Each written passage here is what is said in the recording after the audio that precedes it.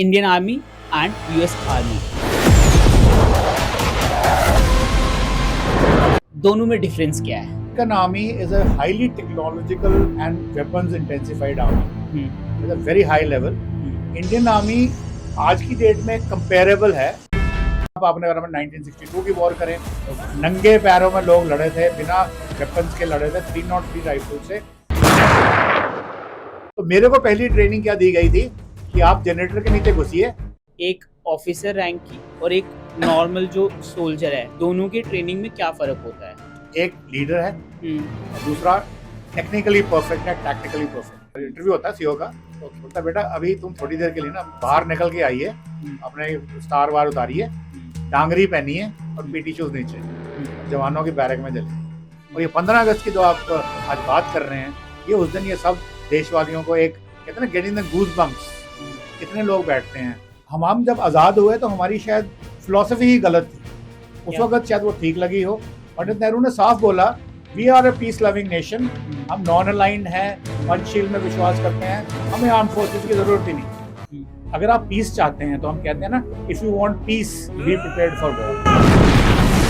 तो हमारी traditions, values जो हमारे जिसके ऊपर इंडियन आर्मी चलती है, नाम नमक निशान। जब आप आर्मी में थे उस टाइम पे और आज के टाइम पे वार्स में क्या डिफरेंस है? आज तक हम वर्ल्ड के लार्जेस्ट इंपोर्टर ऑफ वेपन्स थे, अब हम नेक्स्ट एक्सपोर्टर्स बन जाएंगे very soon. General Sagat Singh, आपने उनका नाम ही नहीं सुना होगा, लेफ्टिनेंट जनरल सगत सिंह। अगर वो आदमी नहीं बोलता,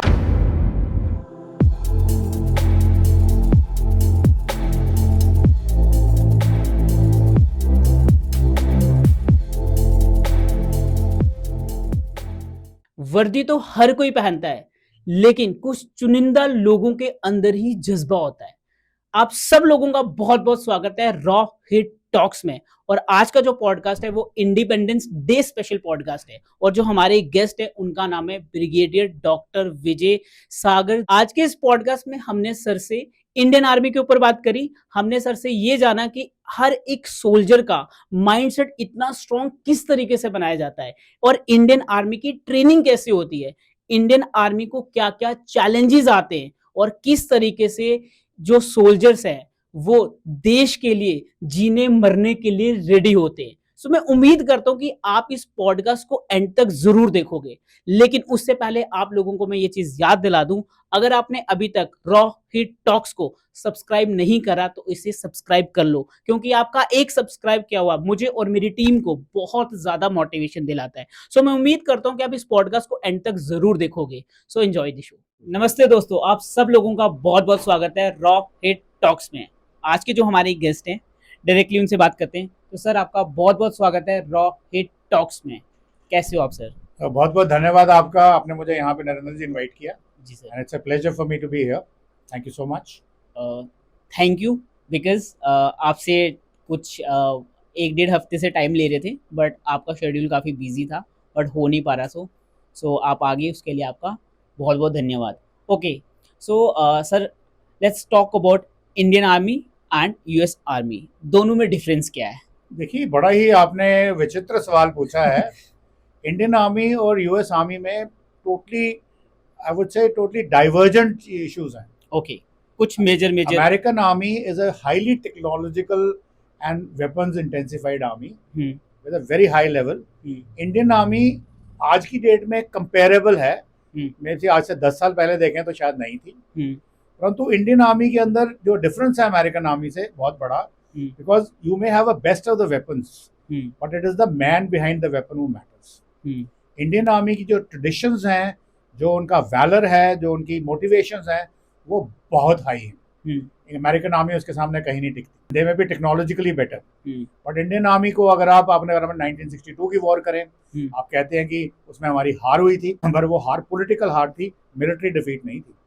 नंगे पैरों में लोग लड़े थे, बिना वेपन्स के लड़े थे, 303 राइफल से 14,000, 15,000, 20,000 फुट की ऊंचाई पे बर्फ के अंदर, और फिर भी चाइना को रोका था। कुछ हमारी हुई जो वो एक किस्म का एक पॉलिटिकल फेलियर था, ना कि मिलिट्री। तो अगर उस पॉइंट ऑफ व्यू से अगर हम देखें तो हमारी ट्रेडिशंस, वैल्यूज जो हमारे जिसके ऊपर इंडियन आर्मी चलती है, नाम नमक निशान जी, वो बहुत हाई ऑर्डर का है।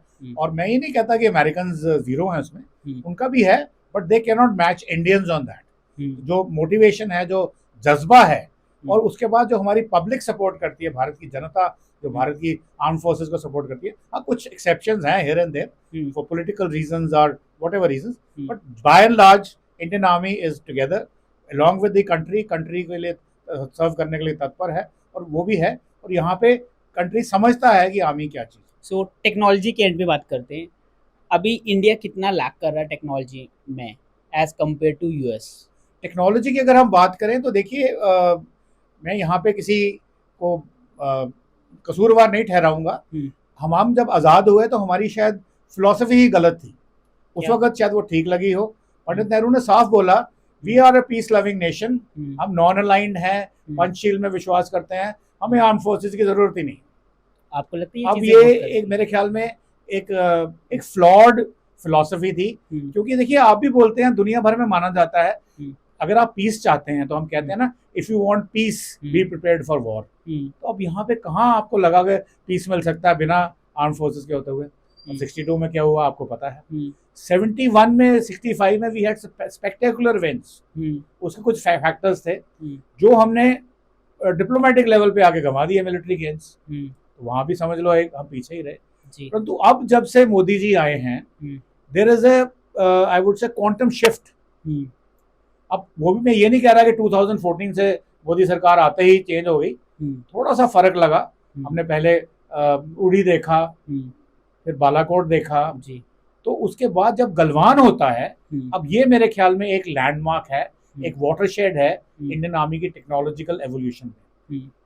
Prime minister Modi along with his government and the military leadership वो साथ बैठे, उन्होंने एक अगर हम कॉमन भाषा का बात करें कि कंसर्न क्वार्टर्स को डंडा देना शुरू किया। हमारे पास ऑर्गेनाइजेशंस थी, पीएसयूज थी, डीआरडीओ थे, एचएल थे, बहुत ही कॉम्पिटेंट लोग थे, पर इनके आउटपुट्स नहीं थे।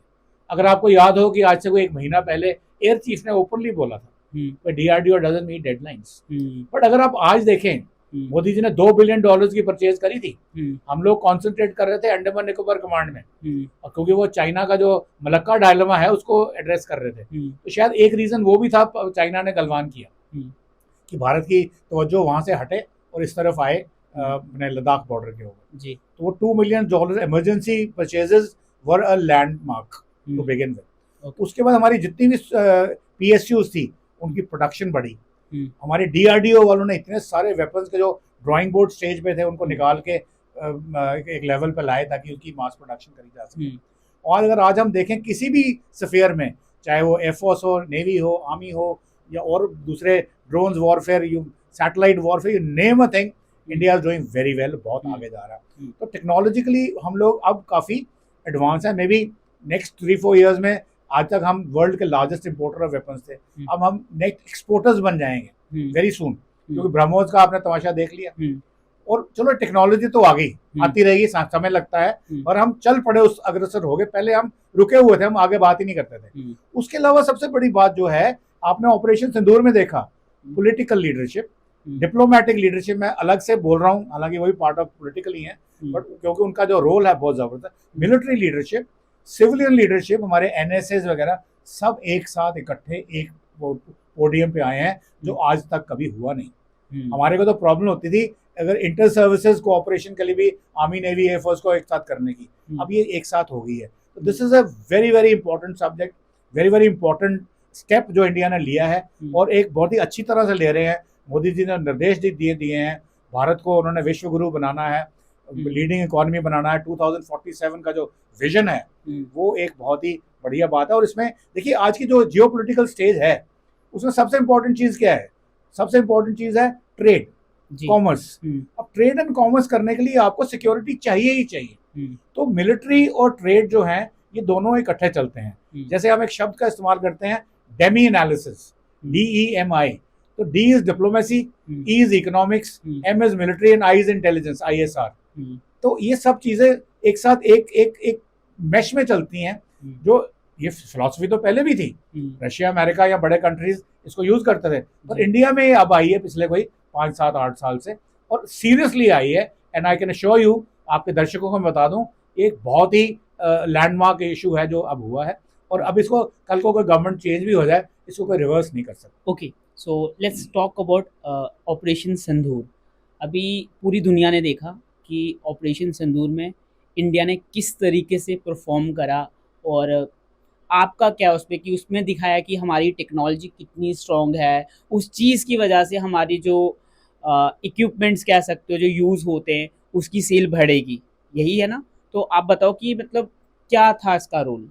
सबसे पहले तो मैं आपको बता दूं, जी। मेरी किताब इस वक्त पब्लिश होने के लिए चली गई है, प्रिंट में है। Blood lines Pahalgam, okay. Modi confronts terror. Okay. Okay, तो उसमें मैंने खूब एनालिसिस किया हर चीज का। अब जो आपने न्यूज़पेपर्स में देखते हो, पॉलिटिकल बयान देखते हो, या पार्लियामेंट में जो हंगामा, उसको छोड़ दीजिए। सिर्फ ये अंडरस्टैंड करिए कि हमारी लड़ाई हो रही थी इंडियन वेपन्स वर्सेस पाकिस्तान में वेपन्स कहाँ से थे? चाइना और अमेरिका। या हमने दोनों को बीट किया। अब उसका इफेक्ट क्या हुआ है? हमारी जो एक्यूरेसी, हमने जो रिजल्ट्स किए, पहले तो हमारे अपने लोग पूछते थे प्रूफ दीजिए। आज उन्होंने सिस्टम ही यही रखा कि जो मिसाइल लॉन्च करनी है, ड्रोन लॉन्च करना, उसमें तो कैमरा है ही। हाँ बिल्कुल। परंतु वो डिस्ट्रॉय हो सकता है ना, जी। मार गिराया जा सकता है, तो वो फुटेज भी चली जाएगी। तो एक और ड्रोन हमने, एक ब्रिटिश मेड ड्रोन साथ में लॉन्च की, जो सिर्फ फिल्मिंग के लिए गए। उनका काम सिर्फ फोटोग्राफी था। अच्छा। प्लस सैटेलाइट फोटोग्राफी कुछ कैपेबिलिटी हमारे पास है। कुछ इंटरनेशनल फर्म्स हैं जैसे मैक्सर टेक्नोलॉजीज है, उन्होंने सब साफ कर दिया कि आपने क्या रिजल्ट्स प्रोड्यूस किए। अब वीजा भी वहाँ पे अमेरिकन वेपन्स थे, कुछ एयर डिफेंस वेपन्स थे, इंटरसेप्टर्स थे, F-16 थे, चाइनीज थे, HQ-9, HQ-16 air defence systems, radars, फिर उसके बाद उनकी PL-15 मिसाइल्स, वो सब की सब पिटी। अब दुनिया में जो बंदा वेपन इंपोर्ट करना चाहता है, कल तक वो अमेरिका की तरफ मान लो आंखें लगा के बैठा था, अब वो इंडिया की तरफ या चाइना की तरफ लगा, अब उसको लगेगा भाई ये वेपन तो पिट गया। तो इसको, और किसने पीटा? ब्रह्मोस ने पीटा। किसने पीटा? राफेल ने पीटा। किसने पीटा? Su-30 MKI ने पीटा। बाकी उसके बाद जब उनका अटैक हमारी तरफ आया, उसको किसने डिग्रेड किया? भारत की ground based air defence system ने। आकाश तीर हमारा अपना, ISECS हमारा अपना, L-70 गन्स हमारी अपनी, शिल्काज हमारी अपनी, मतलब कि रशियन सिस्टम, बट हमारे पास पहले 40 साल से उन्होंने प्रूव कर दिया कि हम क्या हैं। तो इससे क्या होता है कि ऑपरेशन सिंदूर में दुनिया भर में मैसेज आता है। हमारी जो ब्रह्मोस मिसाइल हमने 2 कंट्रीज को दे रखी है साउथ ईस्ट एशिया में, उसकी डिमांड आ गई, तेजस की डिमांड आ गई, आकाश तीर की डिमांड आ गई। तो कल तक हम जो नेट वर्ल्ड्स लार्जेस्ट इंपोर्टर्स थे और दुनिया पे डिपेंडेंट थे, मान लो आज भी अगर हम वही होते, मान लो ब्रह्मोस हमारी नहीं थी, चाहे कितनी भी एक्यूरेसी से हमने मारा, तो मान लो ये किसी और अमेरिकन या अमेरिका सपोर्टेड कंट्री की थी जी, वो बोलता कि अगर लड़ाई चलती है हम इसके कंपोनेंट्स आपको नहीं देंगे, तो हम क्या कर लेते। आज ब्रह्मोस हमारी अपनी है, हमारे वेपन्स जो हैं वो हमारे अपने हैं, कंट्री में बना रहे हैं। तो अगर कल को कोई कंट्री सैंक्शन लगा के बोलता है, अमेरिका जैसे हमारे पे आर्थिक सैंक्शन लगा रहा है, तो कुछ हम लगा दे भाई आप नहीं खरीद सकते, तो कोई कंट्री मना कर देगा, और आज वो स्थिति है ही नहीं। तो अब आज हमारी सिचुएशन ये है कि बहुत सारे कंट्रीज हमें बहुत सारे जो हमने वेपन्स डेमोन्स्ट्रेट किए हैं उनके बारे में मांग, और उससे एक दिन क्या 3-4 साल में he will be net exporters. Okay, so what about S4? उसकी बहुत चर्चा हुई ऑपरेशन सिंदूर के ड्यूरेशन की बात करें। S4 कहते हैं कि S4 ने सारे S-400, हाँ S-400 एयर डिफेंस मिसाइल है जो हमें रशिया से मिली। अब रशिया के साथ हमारे संबंध जो हैं वो पुराने हैं, काफी दीर्घकाल से, और 71 में तो हमने उनके साथ एक पीस एंड फ्रेंडशिप ट्रीटी की हुई है जी, उसमें 71 में भी उन्होंने हमारी हेल्प करी। अब S-400 हमें दी गई। अमेरिका जो हम उस वक्त हम इंडो चाइना में क्वाड्स में अमेरिका के साथ थे, अमेरिका सैंक्शन लगा रहा था, और भारत को अमेरिका ने परमिट किया। अमेरिका की जो कांग्रेस है वहां पे उन्होंने इनका एक लॉ है उनके कंट्री में, countering American sort of enemies through sanctions, CAATSA बोलते हैं उसको। उसने कार्टसा के तहत इंडिया को वेवर दिलाया कि आप रशिया से S-400 खरीद सकते हो, क्योंकि उनको लगता था हम चाइना के अगेंस्ट यूज करेंगे, which is a fact also. तो उसके बाद रशिया ने S-400 को S-500 भी बनाई, बन रही है जी। और 3 साल पहले जब उसका अनावरण हुआ था तो पहले दिन ही रशिया के डिफेंस मिनिस्टर ने बोला था कि ये भारत को हम देंगे, तो हमें वहां से आ रही है, और ये बहुत ही पोटेंट वेपन सिस्टम्स हैं। इन्होंने पाकिस्तान की हाथों मिसाइल इन्होंने न्यू दिल्ली पे फायर की थी, यानी कि दिल्ली के ऊपर इनको अटैक करना था, कितनी भीषण तबाही मचती दिल्ली में, और ये अटैक हमारे S-400 तारीख बोल रहा हूँ, क्या बोलते हैं इसको, तीर, आकाश तीर जो था, इन सब के सिस्टम ने जो एक इंटीग्रेटेड सिस्टम था, इन मिसाइलों को हमने अंबाला के ऊपर ही मार गिराया, इनको आगे जाने ही नहीं दिया। तो ये जो है जितने भी वेपन सिस्टम है, इनकी अब मांग बढ़ रही है वर्ल्ड ओवर। स्पेशली अगर आप देखें लैटिन अमेरिकन कंट्रीज और इवन कुछ अमेरिकन कंट्रीज, ब्राजील के ब्रिक्स वाले, ये बोल रहे हैं कि हमें साउथ ईस्ट एशियन कंट्रीज या इवन सेंट्रल एशियन कंट्रीज बोल रहे हैं कि हमें चाहिए। तो जो जो हमारे साथ मांगेगा हम उनको देंगे बना के, और हमारी इकोनॉमी भी आगे बढ़ेगी, मार्केट भी बढ़ेगी, हमारी जो फॉरेन एक्सचेंज की पोजीशन है, आज हमारे पास $800 बिलियन का फॉरेन एक्सचेंज रिजर्व है, वो और बढ़ेगा। अब बात करते हैं आगे, जब आप आर्मी में थे उस टाइम पे और आज के टाइम पे वार्स में क्या डिफरेंस है, जो अभी हुई रिसेंटली पहलगाम अटैक के बाद ऑपरेशन सिंदूर, और जब उस टाइम पे वॉर्स होती थी, उन दोनों में फर्क क्या है? देखो, एवोल्यूशन वॉर का तो हमेशा होता रहता है जी, और जो बेसिक प्रिंसिपल्स होते हैं ना, जैसे हम बोलते हैं सुन त्जू's प्रिंसिपल्स, क्या होता है? ये चाइना यूज करता है। समझाओ। चाणक्य के प्रिंसिपल्स जो हम यूज करते हैं, रादर मैं बोलूँगा अब यूज करने शुरू किए हैं। सॉरी मैं आपको रोक रहा हूँ, इसको ना ब्रेक करके समझाओ प्लीज। सुन त्जू एक चाइनीज दार्शनिक हैं, उन्होंने एक किताब लिखी है सुन त्जू का वॉर के प्रिंसिपल्स ऑफ वॉर, हम चाणक्य के यूज करते हैं, वो नहीं चेंज हो सकते। परंतु वॉर का जो एवोल्यूशन है, फर्स्ट वर्ल्ड वॉर में पहली बार हमने ट्रेंच वॉरफेयर देखी, सेकेंड वर्ल्ड वॉर में हमें ब्लिट्जक्रीग मींस स्विफ्ट मनूवर्स देखे आर्मर्ड कोर के। ट्रेंच वॉर क्या होती है? ट्रेंच वॉर में ट्रेंच खोद के बैठ जाओ। ओके। पहले तो लड़ाई लड़ते थे महाभारत में, दो सेनाएं आमने सामने आती थी, सूर्य अस्त तक लड़ना है, रात को रेस्ट करती थी, वो खत्म हो गया सारा सिस्टम। ट्रेंचेस खोदे हमने फर्स्ट वर्ल्ड वॉर में देखे। सेकंड वर्ल्ड वॉर में हमने देखा मनूवर वॉरफेयर शुरू हुआ, टैंकों से एकदम से जाके कंट्री को ऑक्यूपाई कर लेना। फिर उसके बाद ये चलता रहा, फिर अभी बीच में शुरू हुआ ड्रोन वॉरफेयर शुरू हुआ आर्मेनिया अजरबैजान कॉन्फ्लिक्ट के बाद। तो ये पहले क्या होता था कि आपको फिजिकली टैक्टिकल लेवल पे, ऑपरेशन लेवल पे, स्ट्रेटेजिक लेवल पे काम करना पड़ता था मिल करके, अभी भी करना है, बट फोकस उसका भी शिफ्ट किया है, जैसे स्पेशली आफ्टर सिंदूर आपने देखा रशिया में भी वॉर चल रही है, रशिया यूक्रेन की, मिडल ईस्ट में भी हुआ, ईरान के साथ भी हुआ, इंडिया में भी हुआ। अब आप क्या है कि लॉन्ग रेंज मिसाइल्स के ऊपर ज्यादा डिपेंड करते हैं, ड्रोन्स के ऊपर ज्यादा डिपेंड करते हैं, हाइपरसोनिक मिसाइल्स के ऊपर डिपेंड करते हैं, यानी कि क्रॉसिंग द टेरिटरी जो इंटरनेशनल प्रिंसिपल के मुताबिक परमिटेड नहीं है, आप उसको बिना क्रॉस किए हुए दुश्मन के ऊपर आघात लगाते हैं और उसको अपनी उसकी यानी कि विल तोड़ के उसको अपने हिसाब से बनाने की कोशिश करते हैं। तो ये जो एवोल्यूशन है ये अभी आया है लेटेस्ट। अभी इसकी आगे सारी की सारी लड़ाइयाँ मोस्ट प्रॉब्ली चलेंगी हवा से। उसमें भी हवाई जहाज, देखिए एक हवाई जहाज आता है 1500-1600 करोड़ रुपए का, उसमें पायलट है, उसकी ट्रेनिंग पे खर्च होते हैं 4-5 करोड़ रुपए, तो ये बहुत ही महंगा सोल्यूशन है। अब एआई वाला, अब अपनी AI is a different thing, उसके बारे में बात करते हैं। तो वो अभी वो उसको बचाने के लिए आप ड्रोन आपका आता है 40-50 हज़ार का, या मान लो प्रॉपर ड्रोन जैसे MQ-9 रीपर्स हैं, मे बी 400-500 हज़ार डॉलर, अपना सॉरी $500,000, तो उसका जो इफेक्ट है बहुत जबरदस्त होता है। तो उसी से ये वॉरफेयर अभी उस डायरेक्शन में जा रहा है। दूसरा आपने एआई का नाम लिया, अब जितनी भी डिसीजन मेकिंग है वो सारी की सारी हमने इंटीग्रेट कर दी है विद ऑल द कंपोनेंट्स। पहले क्या होता था, आर्मी का अलग होता था, नेवी का अलग, एयरफोर्स का अलग, सिविलियंस का अलग, इंटेलिजेंस का अलग, तो कहीं कहीं आगे बात करते थे, एक दूसरे से शेयर करते। अब सारे इकट्ठे हैं with the help of AI, they try to integrate everything. अब इसमें सबसे जो नई लेटेस्ट जो डायमेंशन आ रही है, और आपके दर्शकों को ये मैं बताते खुशी हो रही है कि भारत उसके बारे में सिर्फ चौथा देश है जिसके पास ये कैपेबिलिटी है, वो है एंटी सैटेलाइट वॉरफेयर। आप सैटेलाइट से ऑब्जर्व कर सकते हो, रिकॉनेसेंस कर सकते हो, आप सैटेलाइट से हाइपरसोनिक मिसाइल्स को मनूवर कर सकते हो, आप सैटेलाइट से एंटी हाइपरसोनिक मिसाइल्स को गिरा सकते हो। अब ये कैपेबिलिटी यहाँ अमेरिका के पास है, या रशिया के पास है, या चाइना के पास है, और यहाँ इंडिया के पास है, और हमारी इंडिजिनस है, हमने खुद बनाई है, इसलिए हमें किसी पे डिपेंडेंस नहीं है। हमारा जितना भी स्पेस प्रोग्राम है उसमें एंटी सैटेलाइट वॉरफेयर भी है, वो सारा का सारा इंडिजिनस है।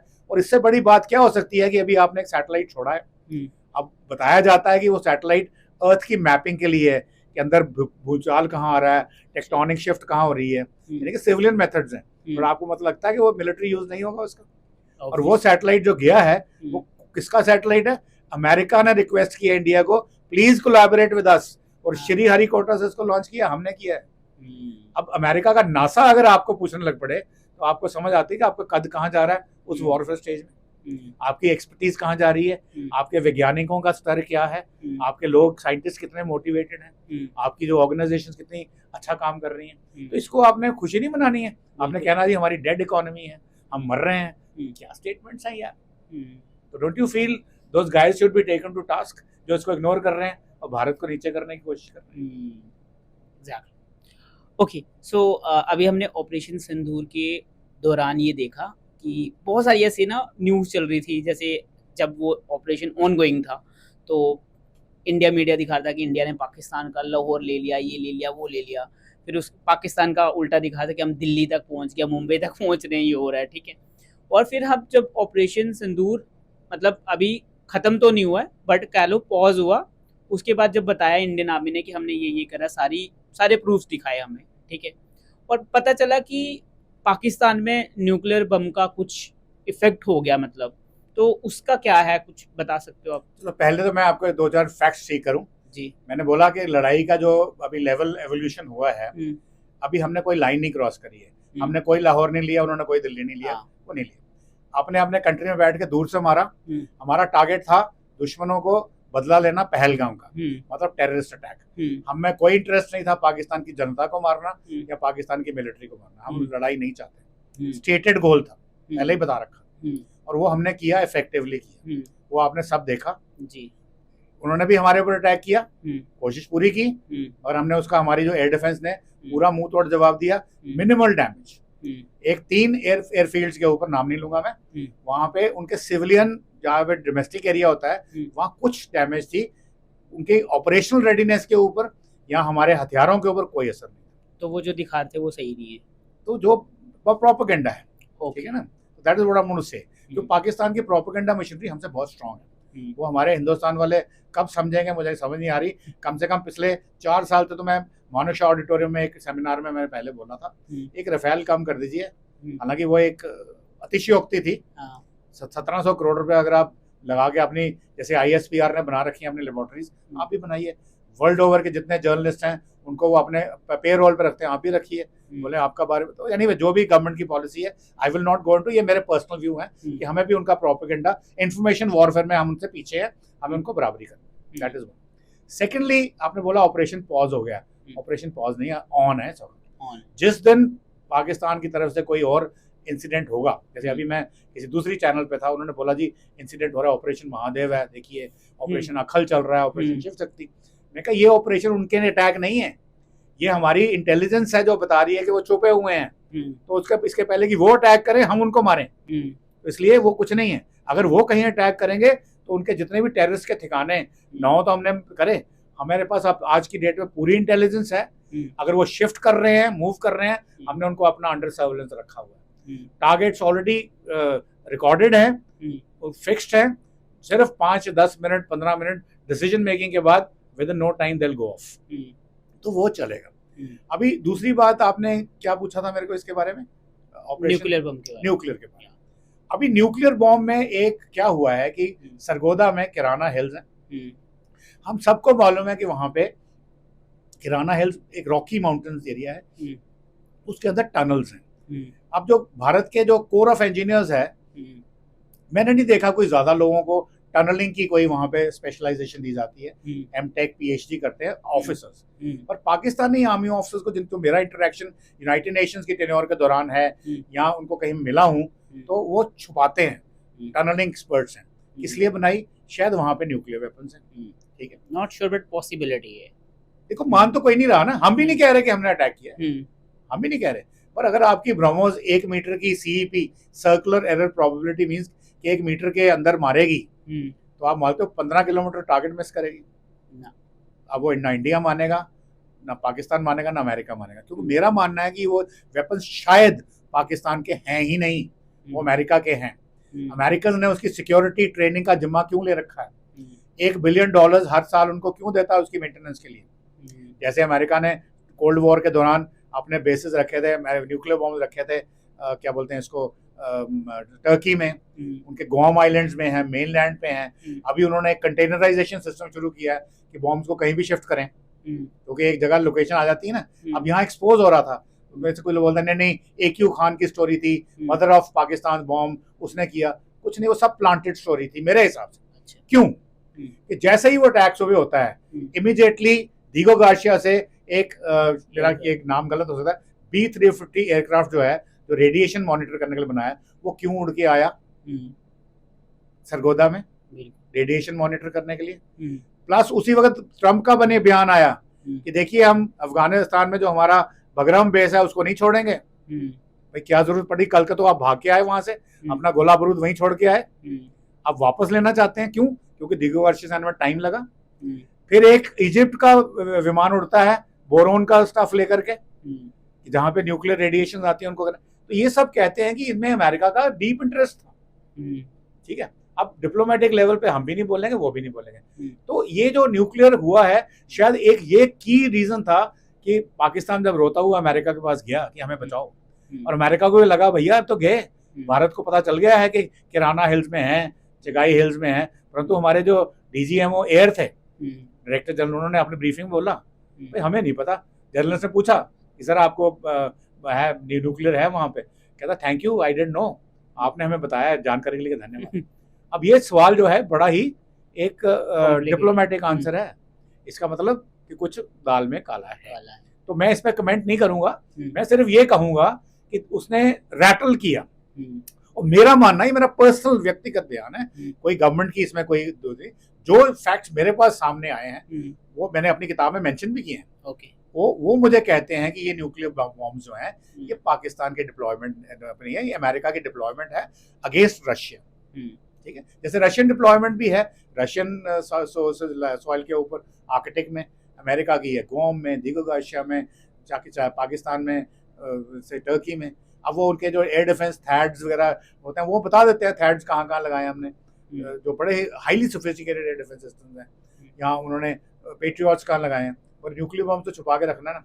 अभी आपने देखा 2 न्यूक्लियर सबमरीन उन्होंने भेजी आर्कटिक में ट्रंप ने, वो एक फेस सेविंग थी। अब न्यूक्लियर सबमरीन जो जाती है वो एक तो लंबे समय के लिए उनको डिटेक्ट करना मुश्किल है, उसमें न्यूक्लियर मिसाइल्स होती हैं, जैसे ये ओहायो क्लास जो अमेरिका की आई है, इसमें 24 मिसाइल्स है with MIRV facility, multiple warheads, यानी कि एक मिसाइल फायर करेगी वो 8 टारगेट्स को मारेगी और न्यूक्लियर बॉम्ब मारेगी। तो अगर आप रशिया अमेरिका को फायर करता है न्यूक्लियर बॉम्ब या किसी कंट्री पे, तो America can have a second strike ability to destroy the Russians. तो वो एक किस्म की डेटरेंस बन जाती है, एंड वाइस वर्सा, अगर अमेरिका करता है तो रशिया करेगा, रशिया करता है तो अमेरिका करेगा। तो इस किस्म की जो चीजें हैं उनको देखते हुए अगर हम इसको देखें तो एक हमारे दिल में शक जरूर आता है कि ये बॉम्ब शायद पाकिस्तान के नहीं है, पाकिस्तान की इतनी औकात नहीं है। अगर वो होते तो अमेरिका क्यों उसको इतना कर रहा है, और पाकिस्तान को लिफ्ट क्यों देता है? एक ये रीजन है, ईरान के खिलाफ उसको बेसिस चाहिए, फिर उसको बचाता है। तो ये सब जो चीजें, उनकी जो जियोग्राफिकल सिचुएशन है वो बनी ही इसीलिए थी। जब भारत का विभाजन हुआ था, अंग्रेजों ने और अमेरिका ने मिलकर पाकिस्तान बनवाया ही इसीलिए था। वो हिंदू मुसलमान की स्टोरी तो बाद में गढ़ी गई है, वो उनके कंडीशंस क्रिएट की गई हैं, उनको एक्सप्लॉइट किया गया। यार मुगलों के टाइम पे हिंदू पाकिस्तान अलग नहीं हुए, ब्रिटिश के टाइम अलग हो गए। जब वो मुसलमान राज कर रखे थे वो उस वक्त क्यों नहीं बनाया उन्होंने मुस्लिम कंट्री, आज बनाने की क्या जरूरत पड़ गई? तो ये सब जियोपॉलिटिकल चीजें हैं। अब एग्जैक्टली तो मुझे भी पता नहीं, क्योंकि आई am not part of the story, but जो सामने आता है उसको एनालिसिस तो हम कर सकते हैं, वो सही हो गलत हो, that is secondary issue. Okay, तो अभी बहुत सारे लोग या इवन पूरे दुनिया ही इस चीज़ के ऊपर बात कर रही है, पूरा इंडिया बात कर रहा है कि अभी वर्ल्ड वार होने वाली है, तो आपका क्या ओपिनियन है, मतलब कब होगी? देखिए इस वक्त हमारे पास 3 फ्लैश पॉइंट्स हैं, रादर 3.5 करते हैं। रशिया यूक्रेन वॉर, अब आज तक हमें समझ में नहीं आ रही पुतिन साहब चाहते क्या। पहले जो स्टेटेड गोल्स थे वो तो मेरे ख्याल कब के उन्होंने कर लिए। अमेरिका क्यों जेलेंस्की को इतना सपोर्ट कर रहा है, या नेटो के थ्रू या यूरोपियन यूनियन के थ्रू, और जेलेंस्की इतनी मार खाने के बाद भी किस बात पे लड़ाई कर रहा है वो, उसके पास अपना है क्या? फिर आप मिडिल ईस्ट में आ जाइए, यहाँ पे ईरान इन्वॉल्व रखा है, हुतीज हैं, हमस है, आपके ये हिजबुल्लाह हैं, बहुत सारे कंट्रीज हैं जी। फिर साउथ चाइना सी है, इंडिया पाकिस्तान तो हम बोल रहे हैं कि ऑपरेशन ब्लू इज ऑन, इसलिए इसको हाफ बोलता हूँ मैं, फुल नहीं बोलता। तो यहाँ पे अगर कहीं पे गलती हो जाती है, अब जैसे मैंने बोला ट्रम्प साहब ने अपनी न्यूक्लियर सबमरीन भेजी हैं, अब ये डिप्लॉयमेंट्स हो रही है ना, ये किस्म की एक पोजिशनिंग की जा रही है भाई देखो डेटरेंस, तुम मारोगे तो हम भी मारेंगे। पर भाई साहब मुझे ये बताइए, यहाँ पे अगर कोई टेक्नोलॉजिकल फेलियर हो जाता है, कोई डिसीजन मेकिंग गलत हो जाती है, कोई इलेक्ट्रॉनिक मैल फंक्शन हो जाता है, तो क्या होगा? तबाही। बिल्कुल। और तबाही, जो न्यूक्लियर तबाही के बारे में मैं आपके दर्शकों को एक छोटा सा फैक्ट बताना चाहता हूँ कि जो न्यूक्लियर बॉम्ब्स के कोई 13 कंट्रीज है इस दुनिया में, कुछ घोषित कुछ अघोषित, जिनके पास न्यूक्लियर बॉम्ब्स हैं। तो छोटे मोटे में तो छोड़ो, सिर्फ अमेरिका रशिया की बात करते हैं, दोनों की पैरिटी है, एग्जैक्ट नंबर किसी को पता नहीं। कोई कहता है रशिया के पास 5000 है, अमेरिका के पास 6 है, कोई कहता है ये टन के अकॉर्डिंग होता है। 6 to 8,000 बॉम्ब लगा लो, दोनों के बराबर हैं, 12,000 के बॉम्ब इनके पास। अगर ये लड़ पड़े, आपके 100 न्यूक्लियर बॉम्ब 100 अगर वो दुनिया में फूटे, तो उसमें जो पूरी की पूरी अर्थ है वो एक बहुत बड़े धुएं के गुबार में कन्वर्ट हो जाएगी। मतलब सन आपको नजर नहीं आएगा, धुआं का बिल्कुल छुप जाएगी। अब वो धुआं क्लियर होएगा मे बी 10 days 15 days, पर जब वो क्लियर होएगा वो आपकी ओजोन की लेयर साथ में ले जाएगा। ओजोन लेयर समझते हैं क्या होता है? हाँ जी, हाँ जी। वो एक फिल्टर है, सन की किरणें चलती हैं करोड़ों डिग्री सेंटीग्रेड से, वो रास्ते में सब जगह चलती हैं, जब अर्थ के पास आती हैं तो ओजोन लेयर उसको अब्जॉर्ब कर लेती है और हमें वो एक एनर्जी आती है, ऊर्जा मिलती है जिसमें हम अब्जॉर्ब कर सकते हैं। ठीक है ना? अब ओजोन लेयर चली गई तो वो करोड़ों डिग्री सेंटीग्रेड आगे लगेगा, तो क्या होगा? यहाँ पे हर चीज जल जाएगी, मतलब दुनिया तबाह हो जाएगी 100 न्यूक्लियर बम से। और आप कम से कम 20-22 हजार बॉम्ब लेके बैठे हुए और बनाने की कोशिश कर रहे हैं। इंडिया के पास कितने न्यूक्लियर बम बताया जो जाता है, वो बताया जाता है 200-250-300, इतना ही पाकिस्तान के बताए जाते हैं। अब सच तो ये टॉप सीक्रेट मामला है, मेरे जैसे कोई पता नहीं होगा। और जो लोग वहाँ काम करते हैं, जल्दी मैं अपनी आर्मी के बारे में बात करता हूँ, वहाँ सिविलियंस भी हैं, आर्मी वाले भी हैं, और वो देशभक्त हैं। उनको कसम दी जाती है कि आप ये बात बाहर नहीं बोलेंगे, कोई भी चीज, नॉर्मल सीक्रेट्स भी नहीं करते हैं, पर ये बड़े स्पेशल, इसको एक और, जैसे हमारे पास स्ट्रेटेजिक फोर्सेस कमांड है, वो अलग चीज है। सिविल मिलिट्री दोनों इकट्ठे चलते हैं, बट आज तक किसी ने मुंह नहीं खोला और ना ही खोलेगा। ये हमारी स्ट्रेंथ है। स्ट्रेंथ ये अमेरिका रशिया में भी है, पर फिर भी उनका कुछ ना कुछ बीच में से लीक हो जाता है, ये हो गया वो हो गया। पर मेरा मानना है कि चाइना को भी पता है हमारी डिप्लॉयमेंट न्यूक्स की है, हमारे पास डिलीवरी मेथड्स हैं, टायरेट मीन आकाश से भी हम मार सकते हैं, हवाई जहाज से, जमीन से भी मार सकते हैं, समुद्र में सरफेस से भी मार सकते हैं और सब सर्फेस में मार सकते हैं। ये स्टेटेड फैक्ट है, बट कहाँ है ये कोई नहीं जानता, किस स्टेट में है ये कोई नहीं बताएगा। पर हम जब कभी बात करते हैं तो कहते हैं कि जब डिसीजन हो जाता है भाई न्यूक्लियर बॉम्ब मारना है, चाहे वो टैक्टिकल लेवल का ही हो, छोटा मोटा, तो उसमें आधा घंटा ही चाहिए उनको टेक्निकल प्रिपरेशन करके फायर करने के लिए। अच्छा, मैं इसमें ना ये पूछना चाहता हूँ कि जैसे न्यूक्लियर चलाना है तो तब किस तरह की परमिशन लेनी पड़ती है और कहाँ से लेनी पड़ती है? देखिए, वो एक कमांड अथॉरिटी जो नेशनल लेवल पे है, उसमें प्राइम मिनिस्टर होते हैं, कैबिनेट कमेटी ऑफ सिक्योरिटी होती है, एनएसए होते हैं, मिलिट्री वाले होते हैं। तो इस चीज को गाड़ने के लिए, से अभी आज से कोई 1.5-2 साल पहले की बात है, एक भटिंडा में एक यूनिट का एयरफोर्स स्टेशन में एक खबर आई थी कि एक मिसाइल फायर करी गई, वो पाकिस्तान में गिरी, उसके ऊपर वॉर हेड नहीं था। तो जब पूछा गया तो उन्होंने बोला जी हमने तो गलती से फायर हो गई, तो वो पाकिस्तान की तरफ मुंह था मिसाइल का, तो चली गई, तो वो एक गलती थी। अब उस वक्त वहाँ पे एक एनुअल इंस्पेक्शन होती है एयरफोर्स में हर स्टेशन की, उसको दासी इंस्पेक्शन बोलते हैं। तो दासी इंस्पेक्शन चल रही थी, उस वक्त गलती होना मेरे हिसाब में 0 है। तो मेरा एनालिसिस ये कहता है कि वो भारत ने एक बड़े ही सोचे समझे तरीके से एक बड़े हाई लेवल पर डिसीजन लेके ये देखने की कोशिश की थी कि अगर हम पाकिस्तान में मिसाइल फायर करते हैं तो उनका रिएक्शन क्या है, उनका सिस्टम कैसे रिस्पॉन्ड करता है। उसमें कोई वॉरहेड नहीं था, इसलिए कोई नुकसान भी नहीं हुआ, और उनके एयर स्पेस में हमने पहले मिसाइल जब फेंकी तो हमें डेटा मिल गया कि इनकी तरफ से क्या रिएक्शन, कौन रिएक्ट करेगा, कौन पकड़ने वाला। वो हमने जितने भी हमारे पास रिसोर्सेज थे, इंटेलिजेंस के, सैटेलाइट के, ग्राउंड पे जो भी था, वो हमने उनका डेटा किया। तो इस किस्म की जो परीक्षण है वो चलते रहते हैं। बेसिक एम यही है कि देखिए हमें कम ना आंका जाए, और यदि आप मारोगे, फिर मैंने बोला था आपको शुरू में कि भारत की जो फ्लॉड फिलोसफी थी 47 ऑनवर्ड्स, तो वो आज प्रूव हो रहा है। If you want piece, be prepared for war. अगर आप पीस चाहते हो तो आप तैयारी के लिए तैयार हो। कोई पाकिस्तान को पता है कि चाहे उनके पास पाव किलो या आधा किलो या पौने किलो जो बात करते हैं उनके लोग बेवकूफ़ों की तरह, अगर वो ठीक है आप करिए पाव किलो आधा किलो, बट अगर आप ऐसी कोई दिखाओगे दयानतदारी भारत की तरफ तो आपका वो हाल होगा जो आपको सोच भी नहीं सकते। और इसका एग्जाम्पल है हमारे पास, कारगिल युद्ध के दौरान एक दिन ड्यूरिंग द वॉर अमेरिका से फोन आता है वाजपेयी जी को करीबन 9:30 बजे कि देखिए कल पाकिस्तान भारत के ऊपर न्यूक्लियर बम फोड़ने वाला है। तो वाजपेयी जी का क्या जवाब था, ये रिकॉर्डेड है, मेरी तरफ से कोई सुनी बात नहीं है, ये मीडिया में भी आया था। उन्होंने बोला कि देखिए आप अमेरिका को पाकिस्तान को बोलिए, अमेरिकन को बोला पाकिस्तान को बोलिए आपने बम फोड़ना फोड़िए, मुझे कोई प्रॉब्लम नहीं है, मेरा सोने का टाइम हो गया, मैं सोने जा रहा हूँ और मुझे सोने दीजिए, तंग मत करिए, फोड़ना फोड़िए। पर एक बात याद रखना, अगर उन्होंने रात को बम फोड़ा इंडिया के ऊपर कल सुबह सूरज की पहली किरण से पहले पाकिस्तान इस दुनिया के नक्शे से मिट चुका होगा। अब ये इस बयान का क्या मतलब है, ये रिटोरिक नहीं है। अगर वाजपेयी ने ये बोला है, उन्होंने बोला है, तो उनको पता था कि भारत के पास क्या कैपेबिलिटी है। पाकिस्तान छोटा सा कंट्री है, उसके पास डिलीवरी मींस आज भी उतने नहीं है जितने हमारे पास हैं। हम पाकिस्तान का हर चप्पे चप्पे पे न्यूक्लियर बम मार सकते हैं। अभी दिखाया नहीं ब्रह्मोस, उनके बिल्कुल हिंटरलैंड में कहाँ कहाँ वो एयरफील्ड थी, चाहे वो next to the international border थी या उनके वेस्टर्न बॉर्डर के पास थी, किसी को छोड़ा नहीं उन्होंने। 12 एयरफील्ड को तबाह कर दिया बिल्कुल, इंक्लूडिंग एयर डिफेंस।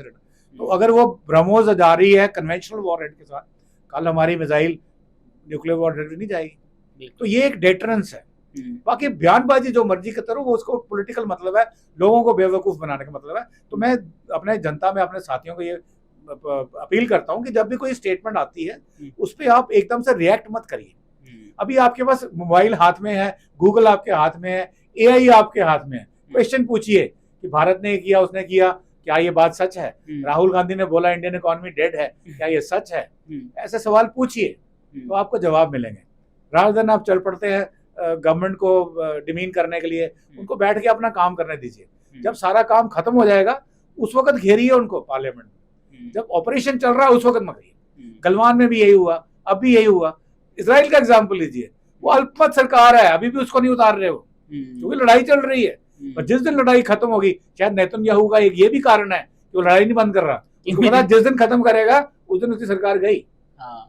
पर ये एक नेशनल कैरेक्टर है जो भारतीयों को समझना चाहिए, और मोदी जी ने काफी समझा दिया है वैसे मेरे ख्याल में, सबको इकट्ठे करके आपको समझा दिया है। और इकट्ठे करने का मतलब ये नहीं बोला सनातनी या भगवा नहीं बोल रहा मैं, सारे हिंदू मुस्लिम सिख ईसाई हर लोग साथ हैं।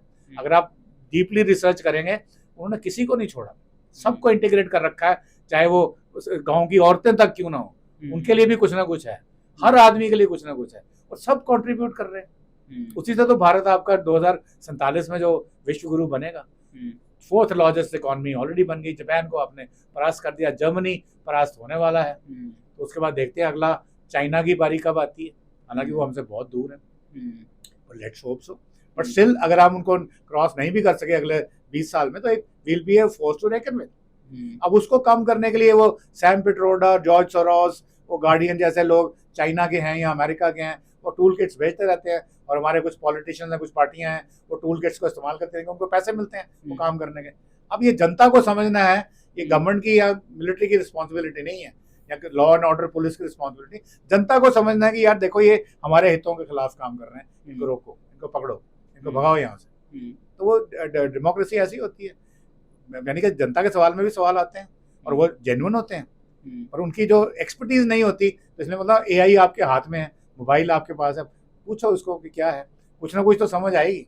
बिल्कुल, तो ब्लाइंडली मत फॉलो करो जो एंटी कंट्रीज आता है। अब हर कुछ भी बात बोलो तो ब्लेम लगा देते हो कि आप हमें एंटी नेशनल बोल देते हो। भाई जब बात करोगे तो क्यों नहीं बोलेंगे आपको, या तो आप समझो ना क्यों है, आप समझना नहीं चाहते, क्या कर सकते हैं। तो भारत का कैरेक्टर जो है उभर के आ रहा है, चेंज आ रही है, तो ये बहुत ही एक अच्छी बात है, जो हमारे लिए एक बड़ी सुखदायी बात है। और इन टाइम्स टू कम हमारी नेक्स्ट जनरेशन वो हमें थैंक करेंगे, देखिए आप हमें क्या देखेंगे। यही बात हम अपनी प्रीवियस जनरेशन के बारे में शायद इतना नहीं बोल सकते। मैं नहीं बोलता कि उन्होंने काम नहीं किया, बट शायद उनकी जो नीतियां अच्छी थी, पर शायद नीयत ठीक नहीं थी, मेरा ये कहना है। नीयत से वो गड़बड़ कर गए, लोगों को एजुकेट होने नहीं दिया। एजुकेशन पॉलिसी चला रखी जो लॉर्ड मैकॉले की 1832 की थी, आज तक उसमें अब NEP 2022 लाई है, 2020 लाई है, तो आप उसको पुरजोर से अपोज करने में तुले हो, उसमें गलतियां निकालते हो। कंस्ट्रक्टिव सजेशंस दो ना। कोई चीज गलत है तो ठीक है, अब भगवान थोड़ी है जो एक पैनल ने कुछ बनाया है उनसे भी कुछ गलतियां हो सकती हैं। आपने गलती पकड़ी है तो बताइए ये गलत है, उसका कंस्ट्रक्टिव सजेशन दीजिए, ना कि किसान आंदोलन फलाना आंदोलन। किसान आंदोलन में बोलता हूँ, किसानों के पैर पे कुल्हाड़ी नहीं मारी है, उन्होंने पैर पे कुल्हाड़ी पे पैर मारा है। और ये मैंने उस वक्त भी प्रूव किया था जब ये फॉर्म लॉज आए थे। मैं उस वक्त पंजाब में ही था और एक जगह मुझे बोला गया कि आप फौजी हैं, आइए बैठिए। मैं कहा मैं तो ये बोलूँगा। तो जो थे उन्होंने मेरी बात समझी, नहीं आप जाइए, अभी हमें करने दीजिए, कर रहे हैं हम सेलिब्रेट कर रहे हैं। अपनी बर्बादी को सेलिब्रेट कर रहे हो यार, ठीक है ना। तो इस तरह की चीजें से भारत में, खैर ये सब्जेक्ट आज पता नहीं आपका है कि नहीं है, परंतु क्या थे फॉर्मूलाज। आपके पास अनाज के भंडार हैं, ठीक है, वो कांग्रेस गवर्नमेंट ने जो ग्रीन रेवोल्यूशन लाया, 24-20% तो चूहे खा रहे हैं, आपका स्पेस है नहीं। अब मुझे बताइए, आपने घर में राशन डलवाते हैं महीने का, आप सक्षम है जी, आपको भी बोलता है यार 10 किलो और ले लो, तो क्यों लो जब मुझे जरूरत नहीं। तो अब 10 किलो प्रोड्यूस तो हो रहा है, वो किसान को देना भी जरूरी है, गवर्नमेंट दे भी रही है, पर मैं कह रहा हूँ गवर्नमेंट जो खरीद करती है वो टैक्स पेयर के पैसे से खरीद करती है, मेरा पैसा ना, मैं क्यों लूँ एक्स्ट्रा 10 किलो। अब क्या इसका सोल्यूशन है? हमने उस किसान को बोलना है कि देखिए आप गेहूं जाने के बजाय आप कैश क्रॉप्स उगाइए जिसको हम एक्सपोर्ट कर सकें, आपको पैसे मिलेंगे, डॉलर्स में आएंगे, आपका तो घर भरेगा ही, बल्कि डबल ट्रिपल 4 टाइम। यानी कि अभी अगर 85 रुपए का डॉलर है, यहाँ अगर फ्रैंक्स देते हो 100 रुपए का फ्रैंक है, तो आपको उतने पैसे एक्स्ट्रा मिलेंगे ना। पर कंट्री के पास तो फॉरेन एक्सचेंज आ रही है, आपको तो हम नोट छाप के दे देंगे, पर कंट्री की फॉरेन एक्सचेंज डिफेंस में काम आएगी और जगह पे काम आएगी, और आपका भी खुशहाली होगी। आप लगे रहे नहीं एमएसपी दो, क्यों दो यार, मैं टैक्स पेयर हूँ, जब मुझे जरूरत नहीं तो मैं क्यों दूं। जब जरूरत थी, ठीक है, अच्छा काम किया, उसको हम भूल नहीं रहे।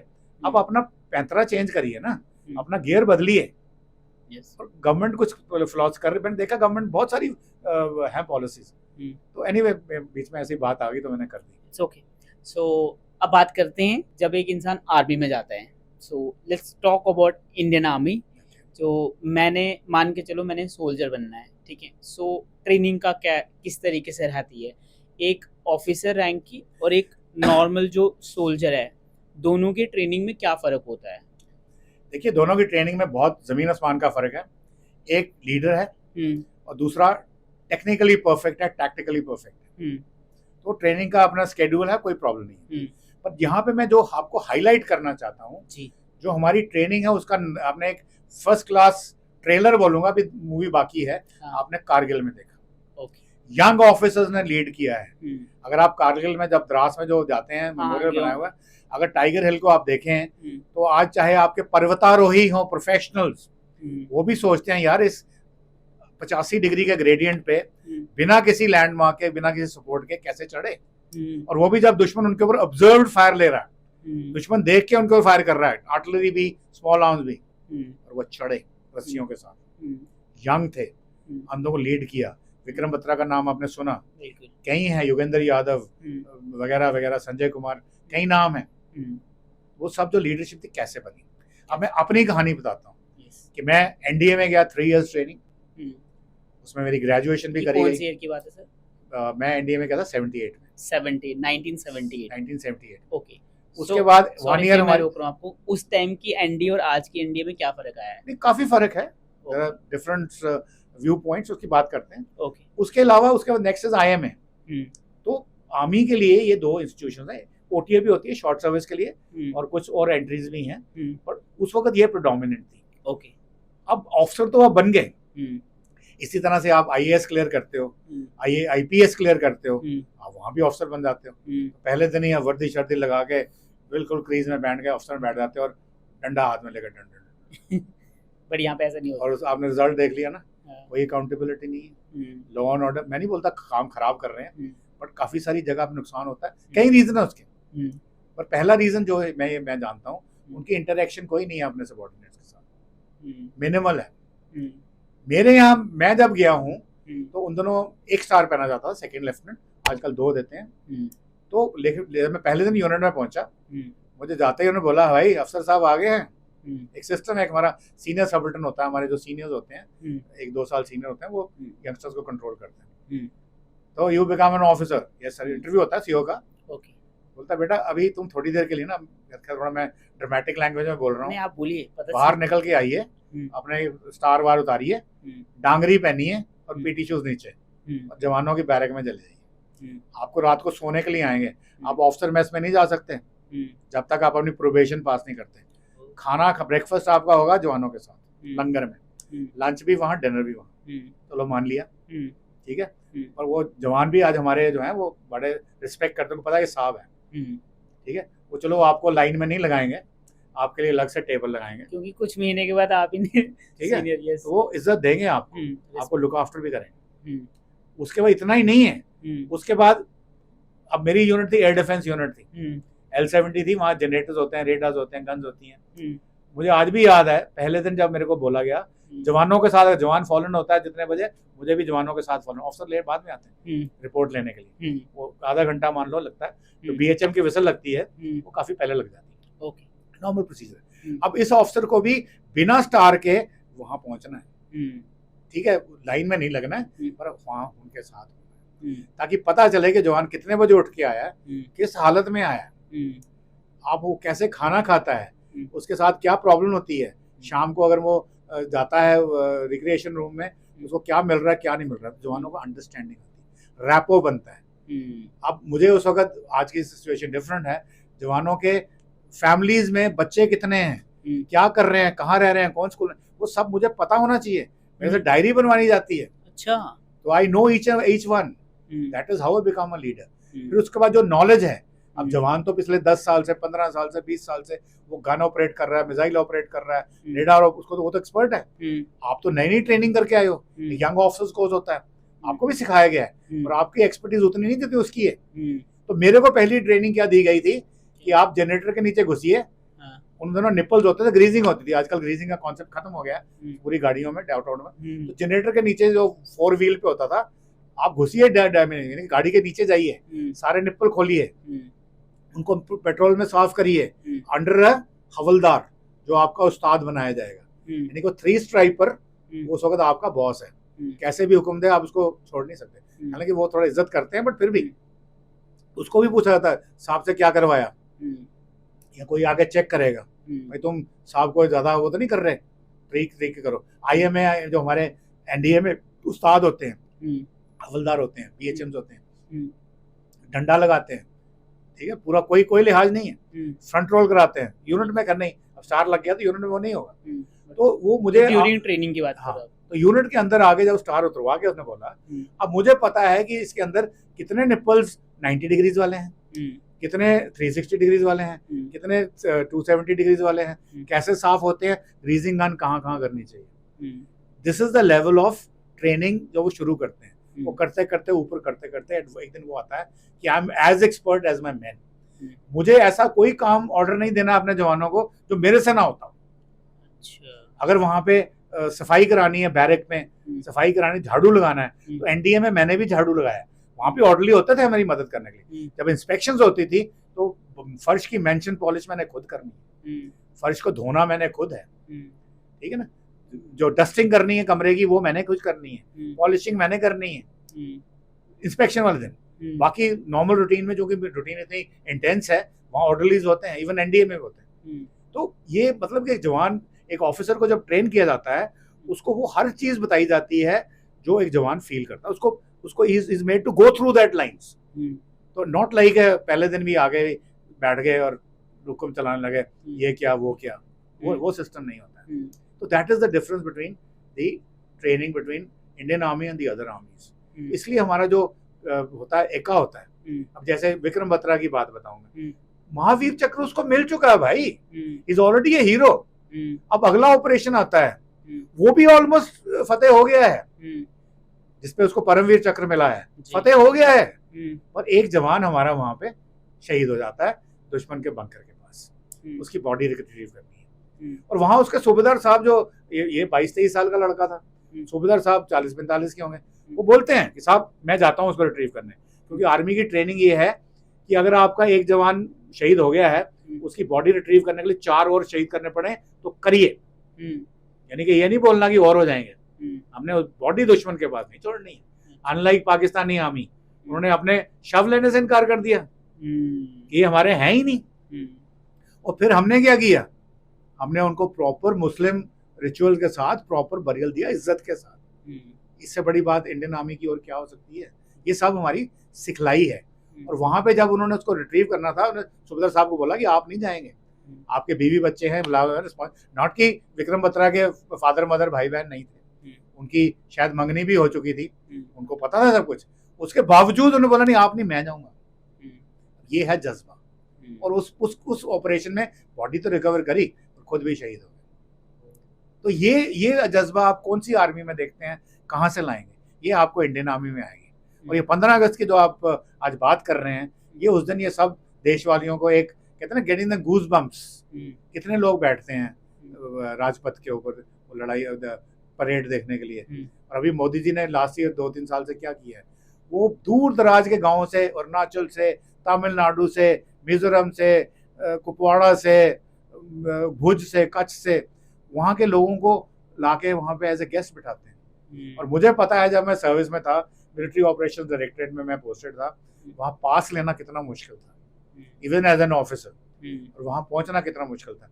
अगर मेरे लिए उस वक्त मुश्किल था तो गाँव में का दूर दराज वाला कोई था, और वो इंटीग्रेशन है। उसने बोला सर हमारा गाँव है भारत का सबसे लास्ट गाँव है। तो मोदी जी ने क्या जवाब दिया कि भाई साहब अगर हम उधर से आएंगे चाइना की तरफ से, तो आपका गांव भारत का पहला गांव है, आप अपने आप को लास्ट मत समझिए। और हमारी कुछ सरकारों ने 62 में क्या बोल दिया था, my heart goes for the Assam people, मतलब कि मैं कुछ नहीं कर सकता, असम गया। तो ये सब चीजें हैं जो बदली हैं, और इसमें इंडियन आर्मी का बहुत ही अहम रोल है। बहुत ही भारत की जो नेशनल इंटीग्रेशन में Indian army is done a wonderful job. Even J&K में भी, हालांकि ऑपरेशन सद्भावना वगैरह चलता है, थोड़े से हम आज बोलते हैं कि उसमें थोड़ी सी चेंजेस की ज़रूरत है, बट फिर भी इंटीग्रेशन में बहुत बड़ा काम है। ओके, सो जब एक ट्रेनिंग हो रही होती है ऑफिसर की, तो माइंडसेट के बारे में बात करते हैं। ऐसा क्या मतलब सिखाते हैं आर्मी में कि इंसान अपनी जान देने तक रेडी होता है? ऐसा क्या प्रिपेयर, माइंडसेट की ट्रेनिंग किस तरीके से होती है, उसके बारे में आपने बहुत बढ़िया सवाल पूछा है। अब मैं जो ट्रेनिंग करते हैं मैं बताऊंगा आपको सिस्टम क्या है। अगर हम सिविल में करते हैं ना, तो लोग बोलते हैं यार एक आदमी ने गलती की तो सबको क्यों पनिशमेंट कर रहे हो, ये तो जस्टिस के खिलाफ है। परंतु इसके फायदे, अगर NDA में या इवन IMA में मेरा कोर्स है 250-300 बच्चों का, कैडेट्स का, एक कैडेट गलती करता है से फर्स्ट टर्म और सेकंड टर्म, पूरे कोर्स को पनिशमेंट मिलती है, सबको पड़ेगी, पूरे कोर्स को पनिशमेंट मिलती है। एक कैडेट गलती करता है, अब क्या होगा, अब सबको पता है गलती है, अब 90% गलतियां जान के नहीं करते, हो जाती है। तो बाकी हर कोई आदमी कोशिश कर रहा है कि मेरा जो साथी है वो गलती ना करे, अगर करे तो मैं उसको कैसे बचाऊं। अब ये ट्रेनिंग जो है पहले दिन से ही आपके दिमाग में इनग्रेन्ड है, आपके DNA में जा चुकी है। अब आपका साथी, जब आप सीनियर हो जाएंगे, आप कमांडिंग ऑफिसर बन जाते हो, आप अपने साथी को कहते हैं रुको यार मैं जा रहा हूँ, तुझे मैं बचाऊंगा। और यही जवान को पता है, जो आर्मी में जवान है उसको पता है यार अगर मेरा सुपीरियर, मेरा प्लूटन कमांडर, मेरा कंपनी कमांडर, मेरा कमांडिंग ऑफिसर अगर मुझे बोल रहा है कि आगे चलो, वो ये नहीं कह रहा कि आगे चलो, वो कहता फॉलो मी। एक तो आगे वो चल रहा है, उनको भी पता है गोलियां आ रही हैं, बम आ रहे हैं, उनको भी पता है घर में माँ बहन भाई बच्चे हैं, सबको पता है, पर फिर भी चलने से इनकार नहीं करते। देश का जज्बा आता है, कहता अगर ये कर सकता तो मैं क्यों नहीं कर सकता।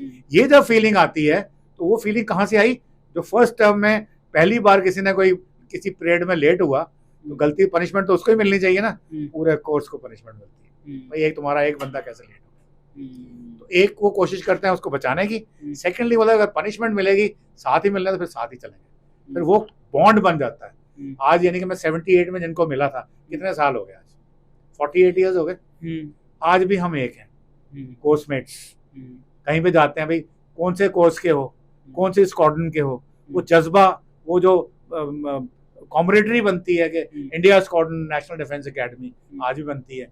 अब हमसे 30 साल के सीनियर भी उस ग्रुप में हैं, हमसे 30 साल जूनियर भी हैं, इतने के एक बेटा और उसके दादाजी एक ही ग्रुप में हैं, सिर्फ वो एक इंडिया स्क्वाड्रन को बिलोंग करते हैं या फलाने कोर्स के थे, वो कॉमरेडरी बनती है। And this is how it comes up, और थ्रू आउट आती है। ये हम यूनिट में नहीं करते, अच्छा यूनिट में इसको डिस्करेज करते हैं, बट ये सिर्फ ट्रेनिंग के दौरान, जवानों की ट्रेनिंग के दौरान भी करते हैं। पर जब आप सोल्जर बन गए यहाँ जेंटलमैन कैडेट से ऑफिसर बन गए, now you are treated differently, क्योंकि ये जस्टिस के खिलाफ है देखा जाए। पर इसके प्लस पॉइंट्स हैं जो मैनिफेस्ट करते हैं किसी लड़ाई में, किसी भी डिफिकल्ट सिचुएशन में। लड़ाई क्यों, आपका फ्लड्स आते हैं, भूकंप आता है, आपके कोई राइट्स होते हैं, कौन आपको सेव करता है ultimately? It is the armed forces. और फिर भी आप आर्म्ड फोर्सेस से भेदभाव करते हो। कभी वो श्रीनगर वाली बात आपने देखी, जो कि उसको इल्ज़ाम लगा दिया कि वो पीट रहा है, वो क्यों पीट रहा है ये नहीं बताया। फिर और कहीं लितल गोगोई, उसने इतने लोगों की जान बचाई एक टेररिस्ट को जीप के आगे बांध के, उसके खिलाफ आप चल पड़े। मीडिया शीडिया आर्मी को भी फोर्स किया भी करो इसके अगेंस्ट कोर्ट ऑफ इंक्वायरी। वो जम्मू में ही पोस्टिंग आजकल यहाँ पे, आप उनसे सुनिए बात कर, उनको भी इंटरव्यू करिए किसी दिन, तो आपको पता चलेगा कि ट्रेनिंग का लेवल कितना हाई है। और जो कुछ चीज़ें लगती हैं ये शायद गलत हैं, उनका अल्टीमेट इफेक्ट क्या आ रहा है, वो तो नेशनल हित में आ रहा है ना, तो उस वक्त तो हमें भी बुरा लगता है। But over a period of time जब आप कंडीशन हो जाते हो, फिर आपको बुरा नहीं लगता है, ठीक है कोई बात, और वो आपके ब्लड में चला जाता है, डीएनए में चला जाता है, वो यूनिट में भी फिर वो बरकरार रहता है। यानी कि मेरे जवान को कोई तकलीफ हो जाए, अब जैसे एक छोटा सा एग्जाम्पल देते हैं, कॉन्वॉय चलती है मान लो, तो रात को हम कहीं पे हॉल्ट करते हैं, अपना कैंप लगाते हैं। ऑब्वियसली ऑफिसर का टेंट तो पहले लगेगा, जवानों का भी लगेगा। ऑफिसर का टेंट लगेगा तो पहले, और ऑफिसर उस टेंट में एंटर करेगा सबसे बाद में। पहले सब जवानों का टेंट लगेंगे, जवान टेंट में जाएंगे, उनको पहले जाते ही चाय पिलाई जाएगी, उनका खाना पूरा होएगा, उसके बाद ऑफिसर आएगा अपने टेंट में, ठीक है। उसकी वहाँ पे पूरी सहूलियत होगी, ऑफिसर लेवल का कंफर्ट होगा, मैं नहीं मना कर रहा, पर जवानों का एफर्ट वो पहले चेक करेगा। क्योंकि जो आर्मी, इंडियन आर्मी का और इवन आर्मी नेफर्स भी होगा, पर आर्मी में एक चेटवर्ड मोटो है। जनरल चेटवर्ड थे जो एमए के शायद पहले या दूसरे कमांडेंट थे, उन्होंने एक मोटो दिया था, वो हमें सिखाया जाता है। उसमें 3 पॉइंट हैं, और 3 पॉइंट बोलते हैं कि पहला पॉइंट ये है कि आपका देश आता है पहले, always and every time, always and every time. दूसरा बोला जाता है कि comfort of your main, safety of your main, कि आपके जवान जो आपके सबॉर्डिनेट्स हैं, जो आपकी कंपनी का या आपकी प्लटून का या आपकी यूनिट का हिस्सा है, उनकी सेफ्टी, उनका कंफर्ट, उनका देख रेख नेक्स्ट आता है। आपका अपना कंफर्ट हमेशा लास्ट आता है। तो ये सीक्वेंस, वेल एबरेशंस भी होती हैं, बट मैं फिर भी कहूँगा 99.9% ऑफिसर्स इसको फॉलो करते हैं। क्यों? क्योंकि ये इनग्रेन्ड हो चुका है आपके डीएनए के अंदर। कोई एबरेशन नजर आती है, कोई भटक जाए या उसके साथ कोई नाइंसाफी हो जाए, वो फिर उल्टी कोई बात कर देगा, तो बोलेंगे लोग मुझे, देखिए जी हमने मीडिया में ये पढ़ा, मीडिया में वो पढ़ा। तो मीडिया की बातों में मत जाइए, जो ग्राउंड के ऊपर है, जिससे आप जुड़े हुए हैं, उसके ऊपर कॉन्सेंट्रेट करिए और फिर देखिए क्या हो रहा है। So that is how the training takes place. Okay, amazing. So जब कोई ऑपरेशन हो रहा होता है, मतलब होने वाला है, तो उसकी तैयारी किस तरीके से की जाती है? क्योंकि अब जाहिर सी बात है, तो ऑपरेशन होना है, तो बहुत सारी कैजुअलिटीज़ होंगी वहाँ पे या कुछ भी होगा, तो उसके लिए किस तरीके से प्रिपरेशन होती है? कैसे पता चलता है कि यार इस जगह पे ही अपना दुश्मन है, यहाँ पे पहुँचना है? इंटेलिजेंसी तो आपकी हेल्प करती होगी, बट फिर भी एक्यूरेसी कहीं ना कहीं वो चेंज तो होती होगी ना, तो उस टाइम का माइंडसेट और उस टाइम पे क्या चल रहा होता है? आपने एक बहुत बढ़िया सवाल पूछा। मैं एनडीए में था जी, ये शायद 1980 की बात है। पठान सांबा में मेरे हमारे कोई अंकल थे, किसी यूनिट में पोस्टेड थे, उनके कमांडिंग ऑफिसर ये 2IC थे। उनको मैंने पूछा, उन्होंने मुझे बोला हाँ बेटा यू फाइंड है, yes sir, which cause which cordon, same normal. मैंने बोला बड़ा ठाट से, सिट डाउन, बातें हो गई। तो मैंने बहुत से बोला, मैं कहा लड़ाई तो लगी नहीं है तो ये जवान सारा दिन क्या करते हैं? तो ये सवाल तो बहुत सारे सिविलियंस के माइंड में भी होगा, हाँ क्या करते हैं? तो उन्होंने मुझे बोला well routine training goes on. अब मुझे नहीं समझ आई क्या बोला, कि ट्रेनिंग करते हैं। मैं क्या ट्रेनिंग करते हैं यार, लड़ाई नहीं लगी तो ट्रेनिंग अगर अभी करते हैं तो वो सेंटर से या एनडीए में जो कर रहे हैं वो ट्रेनिंग क्या है? तो यहाँ के भी ट्रेनिंग करनी है तो वहाँ क्यों जाना है? ये सवाल मेरे पास एज ए एनडीए कैडेट मेरे दिमाग में थे, और आई एम श्योर आपके दर्शकों के बहुत सारे दिमाग में भी ये बात हुई। तो क्या करते हैं बैठे हुए, वो अपनी हर एक के पास अपना इलाका होता है कि यहाँ हमने डिफेंड करना है। आप बैठे जम्मू में हैं और आपकी ऑपरेशनल एरिया डीसीबी के ऊपर है, आप वहाँ रेगुलरली जाते हैं as per the training programme, वहाँ बैठते हैं, रिहर्स करते हैं कैसे डिफेंस करेंगे। अगर आपने अटैक करना है वो भी आपके लिए पहले से ही तैयार रखा हुआ है, यहाँ यहाँ यहाँ अटैक हो सकता है। तो ये ट्रेनिंग आप करते हैं। फिर साल में आपकी इंस्पेक्शंस होती हैं जिसमें आपकी सबसे पहले ऑपरेशनल रेडीनेस देखी जाती है कि जो ऑब्जेक्टिव्स आपको दिए हैं डिफेंस के, अटैक के वगैरह वगैरह, वो आप पूरे कर रहे हैं। करवाया जाता है आपसे, मोबिलाइजेशन कराई जाती है कि आप 6 घंटे में अपने यूनिट में वाइंड करके निकलोगे कि निकलोगे, वो सबकी सब एसओपीज होती हैं। फिर आपने बोला कि कैजुअलिटीज होंगी, उनको कैसे इवैक्यूएट करना है, जिसकी रिस्पॉन्सिबिलिटी एएमसी की रिस्पॉन्सिबिलिटी है या ए ब्रांच की रिस्पॉन्सिबिलिटी है, वो भी रिहर्स किया जाता है। तो हर किसी किस्म की यूनिट जो है उनको रिहर्स किया जाता है। तो आपने देखा जब ऑपरेशन पराक्रम हुआ, कारगिल हुआ, हमने कैसे रिएक्ट किया।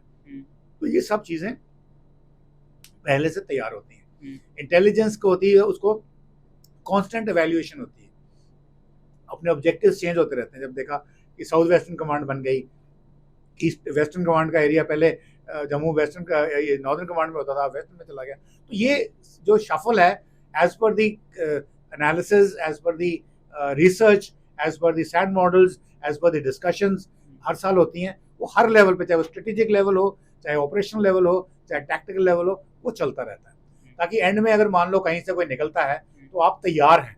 बट ये भी सच है, कहते हैं कि जब आप जो भी प्लान बनाते हैं, जब पहला गोला फायर होता है तो सारे प्लान गो फॉर ए 6, क्योंकि आपने बोला कि हमारे दुश्मन हम पे अटैक करेगा 5 तरीकों से, वो छठा ढूंढ कर लाएगा। तो आप उसके लिए तैयारी करनी है। अब उसकी भी रिहर्सल होती है, उसकी भी प्रैक्टिस होती है। कोई नई चीज आएगी तो कैसे रिएक्ट करोगे, आप तैयार हो उसको करने के लिए। तो आउट ऑफ बॉक्स सोचा जाता है, यानी कि एक स्टीरियोटाइप चीज पे नहीं आपको रखा जाता। तो ये आप सोचते हो यार फौजी बंदूक चलाने में तो आपका दिमाग की बातें करते हो, फौजी ज्यादा पढ़ाई करते हैं सिविलियन से। आप कोर्सेज करते हो, कॉम्पिटिटिव कोर्सेज करते हो, फिर आप हर लेवल पे आपकी पढ़ाई होती है, हर लेवल पे आपको कुछ ना कुछ सिखाया जाता है। जैसे फिल्मों में दिखाया जाता है कि इस तरीके से ऑपरेशन की तैयारी होती है, क्या उसी तरीके से होती है या वो सिर्फ फिल्मों में ड्रामेटाइज करा जाता है? क्योंकि अगर आप करोगे, बोलोगे क्या बोरिंग है ये। अब फिल्में आपने देखी, बॉर्डर देखी होगी, मैंने अभी ऑपरेशन वैलेंटाइन देखी है, फाइटर देखी है। तो कुछ छोटा मोटा है आसपास कि लोग कैसे आपस में मिलते हैं, कैसे एका बनता है, और वो कुछ फिल्में कुछ तो ज्यादा ड्रामेटिक्स बना देते हैं इंटरेस्टिंग बनाने के लिए, वो सारा सच नहीं होता। बट फिर भी जो बेसिक्स हैं वो होते हैं। और वॉर मूवीज अगर आप देखें वेस्टर्न कंट्रीज की, वर्ल्ड वॉर 2 की, वो ज़्यादा रियलिस्टिक है वीजा वी इंडियन। तो यहाँ पैसा कमाना है, अगर आप रियलिस्टिक दिखाएंगे तो कोई देख नहीं जाएगा। अब कई फिल्मों की मैं बात करूंगा जो बिल्कुल फ्लॉप होगी, जबकि वो टॉप क्लास फिल्म थी, और कहीं मसाले वाली थी, पर चूंकि फौज है, अच्छा फिर कंट्रोवर्सी भी क्रिएट करते हैं ताकि और बिके, तो जानबूझ कोई ऐसा रखा जाता है कि भाई बाद में निकाल देंगे। तो ये सब चीज़ें गड़बड़ है। तो अभी अच्छा है कि उन्होंने रूल बना दिया है कि कोई भी आर्मी नेवी एयरफोर्स की पिक्चर होगी वो सर्विस हेडक्वार्टर से अप्रूव कराई जाएगी, और वहाँ पे एक आदमी, एक्स अफसर होना चाहिए आपका एडवाइजर, जिसको आपने लगाना है। तो लगाते हैं एडवाइजर, बट उसकी सारी बातें नहीं मानते। तो फिर भी अगर ऑब्जेक्शन होती है, अभी रैंक स्ट्रक्चर गलत दिखा देते हैं कि भाई एक अफसर है बीएसएफ का जो आर्मी के साथ मिला हुआ है, वो एक रसोइये के साथ लड़ाई कर रहा है। ऐसा थोड़ी होता है यार, it doesn't happen that way. But then वो पिक्चर में दिखाने के लिए अल्टीमेटली वो बता रहे हैं कि बाद में उनका एका हो जाता है, वो हाथ में गले डाल के डांस कर रहे हैं। तो फौज में मैंने बोला ट्रेनिंग, आपको बताया अभी मैंने, जवान ऑफिसर रिलेशनशिप, कहते हैं you should be very very friendly with the main, but not familiar with them. तो डर भी थोड़ा रहना चाहिए, हुक्म दे रहा है ये, इतना भी नहीं कि हमारा याड़ी है, हमारी क्लास में बैठ के हम इकट्ठे खाना इकट्ठे ही खाते हैं, रोज नहीं, कभी कभी, रोज नहीं, बड़ा खाना होता है इकट्ठे ही खाते हैं, ठीक है ना। तो you should be friendly but not familiar, थोड़ा सा उसको होना चाहिए कि भाई ये मेरे से ऊंचा है। और आजकल इंटरनेट है, बच्चे बड़े इंटेलिजेंट हो रहे हैं, तो वो आजकल सवाल पूछते हैं, पहले ज़माने में नहीं पूछते थे। पहले ऐसा होता था ना कि सीनियर है तो बस ज्यादा सवाल ही यस और नो में, तो आज पूछते हैं ना, क्योंकि रोज उनको हम टीवी दिखाते हैं, इंटरनेट हमने उनको दे रखा है, वो पूछते हैं कि सर राहुल गांधी क्या कह रहा है पार्लियामेंट के अंदर, तो कैसे जस्टिफाई करोगे? सर हम यहाँ बैठे हुए हैं 20,000 फुट पे, मेरी बीवी की डिलीवरी होने वाली है, मेरा फादर बीमार है, उसको मैं लेके नहीं जा रहा, मैं वापस नहीं जा रहा छुट्टी लेके, तो मैं यहाँ बैठा हूँ। वो कह रहा है कि हम बेवकूफ़ हैं, इंडियन आर्मी बेकार है, उनके मोराल पे फर्क पड़ता है। तो ये हम सिविलियंस को समझना है कि ऐसी कोई भी स्टेटमेंट, चाहे आप कितने भी कन्विंस्ड हो सकता है आप ठीक बोल रहे हो, कन्विंस्ड भी हो, मैं मानता हूँ आपके दिमाग में बिल्कुल सही है, इस वक्त मत बोलो जब ऑपरेशन चल रहा है। कल को जब पीस हो जाएगा ना, आप गवर्नमेंट को उधेड़ दीजिए कि देखिए आपने ये गलती की, वो गलती की, जिसने गलती की उसको सूली पे लटका दीजिए। बट आज जब ऑपरेशन चल रहा है, देश की सुरक्षा का सवाल है, आज अपना मुंह मत रखिए, नोट कर लीजिए, पॉइंट का रखो, अगली बारी छोड़ो। अगर आपकी इलेक्शन कल आ रही है, आपको फिक्र लग जाती है यार मैं हार जाऊंगा, तो अल्टीमेटली आप क्या करते हैं, उसका मोरल डाउन करते हैं। वो इतना बेवकूफ़ पुराना नहीं है। जैसे पे कमीशन कहती है सोल्जर इज अनस्किल्ड लेबर, यानी कि जो अनस्किल्ड लेबर आप बाजार में सोचो देखते हैं उसके बराबर इक्वेट कर रखा है पे पैरिटी में, एंड अनफेयर नहीं है। मेरा सोल्जर आजकल IR डिवाइसेस चलाता है, शोल्डर फाइट मिसाइल्स फायर करता है, और मेरे वाला एयर डिफेंस में तो पता नहीं क्या क्या करता है, जो शायद एक इंजीनियर ना कर पाए, जो एक जवान करता है मेरा। बट ये है कि उसकी नॉलेज ब्रॉड बेस्ड नहीं है, उतनी है जितनी हमने उसको वेपन दे रखा है, और वेपन चेंजेस एवरी 5, 6, 10 ईयर्स, उसकी ट्रेनिंग फिर मुझे दोबारा शुरू करनी पड़ती है, उसका अपटेक होता है, वो बिल्कुल टैक्टिकली साउंड है, टेक्निकली साउंड है। तो उसको आप सोचते हो ये अनस्किल्ड लेबर है, तो ये विश्वासघात बोलूँगा, पर अब थोड़ा समझ में आने लगी है, और कुछ पॉलिटिकल कंसर्न्स हैं तो वो रहते ही हैं। सो आप करगिल वार के ड्यूरेशन में होंगे वहाँ पे पोस्ट? मैं मिलिट्री ऑपरेशन डायरेक्टरेट में था, ओके, MO3 में। थोड़ा एक्सपीरियंस शेयर करो। तो एक्सपीरियंस मतलब कि मैंने आपको बताया ना कि वहाँ पे जब हमने देखा कि हमारे ऑपरेशन कैसे लड़ रहे हैं, तो हालांकि मेरी उस वक्त I was about 17 years of service. क्या रैंक था आपका उस टाइम? मेजर था मैं। ओके। आज के हिसाब से शायद 17 साल में CO भी बन जाते हैं, और उन दिनों हम थे, तो G2 था मैं, और वो जो मैंने होता देखा वो मेरे लिए भी एक नई बात थी। जो हमारे जवान, मेरे अपने ही कोर्समेट्स या मेरे ऊपर नीचे के लोग कर रहे थे, वो मुझे भी आइडिया नहीं था कि ये हो सकता है। आपके माइंडसेट पे क्या असर? मेरे साइड में ये था कि भाई स्टाफ कॉलेज में जब हम गए थे, डिफेंस सर्विसेज स्टाफ कॉलेज में, हम क्वालिफाइड गए, तो वहाँ जब बात करते थे, मैं क्वेश्चन में, क्योंकि मेरा डिपार्टमेंट एयर डिफेंस का था, इन्फेंट्री का नहीं था, यामर का नहीं था, आर्टी का, थोड़ा आइडिया सबका था। ट्रेन देख के मुझे भी लगा यार ये कैसे होगा, और जब हुआ तो मैं मानने पे मजबूर हूँ आज, और मैं कोट करता हूँ सब जगह जाके कि आज भी अगर आप प्रोफेशनल माउंटेनियर्स को ले जाएं, जो पर्वतारोही करते हैं प्रोफेशनल्स, वो भी बोलेंगे यार ये चढ़ना बहुत मुश्किल है। इम्पॉसिबल तो नहीं बोलेंगे, पर मुश्किल जरूर बोलेंगे। और मुश्किल तो चढ़ना है, आपके ऊपर दुश्मन गोलाबारी कर रहा है, आप नजर आ रहे हैं उसको, आर्टिलरी के साथ, स्मॉल आर्म्स के साथ, फिर भी आप चल रहे हैं। अब ये जज्बा कहाँ से आएगा? ये है भारतीय सेना, ये है कारगिल युद्ध, जो बाकी युद्धों से बिल्कुल भिन्न है, बाकी युद्धों में बिल्कुल भिन्न है। यानी कि अब मैं भारतीय सेना के मैं नेगेटिव्स नहीं गिना सकता आपके सामने, बहुत थे, यहाँ नहीं थे। 71 वॉर में अगर जनरल सगत सिंह, आपने उनका नाम ही नहीं सुना होगा, लेफ्टिनेंट जनरल सगत सिंह, अगर वो आदमी नहीं बोलता आर्मी कमांडर को कि मैंने आपका मैसेज लिया ही नहीं, मेरा रेडियो सेट खराब है, तो आज ढाका लिबरेट नहीं हुआ था। अच्छा, वो एक बहुत ही धड़ल्ले के अफसर थे। क्या थी ये स्टोरी, थोड़ी बताओ। उनकी अब समाधि उन्होंने बनाई है जयपुर में, हमने उनका हर साल मनाते हैं। वो इग्नोर कर रखा था गवर्नमेंट ने, क्योंकि उन्होंने हुकूमतुल्ली की, एक्चुअली की उन्होंने, परंतु उस वक्त वो लेफ्टिनेंट जनरल थे, कोर कमांडर थे, उनको पता था कि ये युद्ध की नुआंसेस क्या हैं। पीछे से ऑर्डर आ रहे थे, वो कह रहे थे कि नहीं नहीं नहीं, मेघना नदी को यू विल नॉट क्रॉस मेघना रिवर। तो उन्होंने किया, और एक बहुत ही इनोवेटिव तरीके से किया, एक MI-17 के साथ दूसरी तरफ उतारा, क्योंकि मेघना नदी उफान पे थी, पानी अगर वहां फंस जाते तो पाकिस्तानी छोड़ते नहीं थे, तो ये डरे हुए थे। इसी तरह 65 वॉर में हम इच्छुगल केनाल पे थे, हमारे पास आर्मर्ड डिवीजन था, हमने लॉन्च ही नहीं किया, क्योंकि हम डरे थे कि वहां पे पाकिस्तान ने एक रेकियन सपोर्ट बटालियन डिप्लॉय कर रखी थी बड़ी इनोवेटिव तरीके से, और चल रहे थे। उन्होंने हमें डरा के रखा हुआ था कि देखो जी इधर आप टैंक मारोगे हम मार देंगे।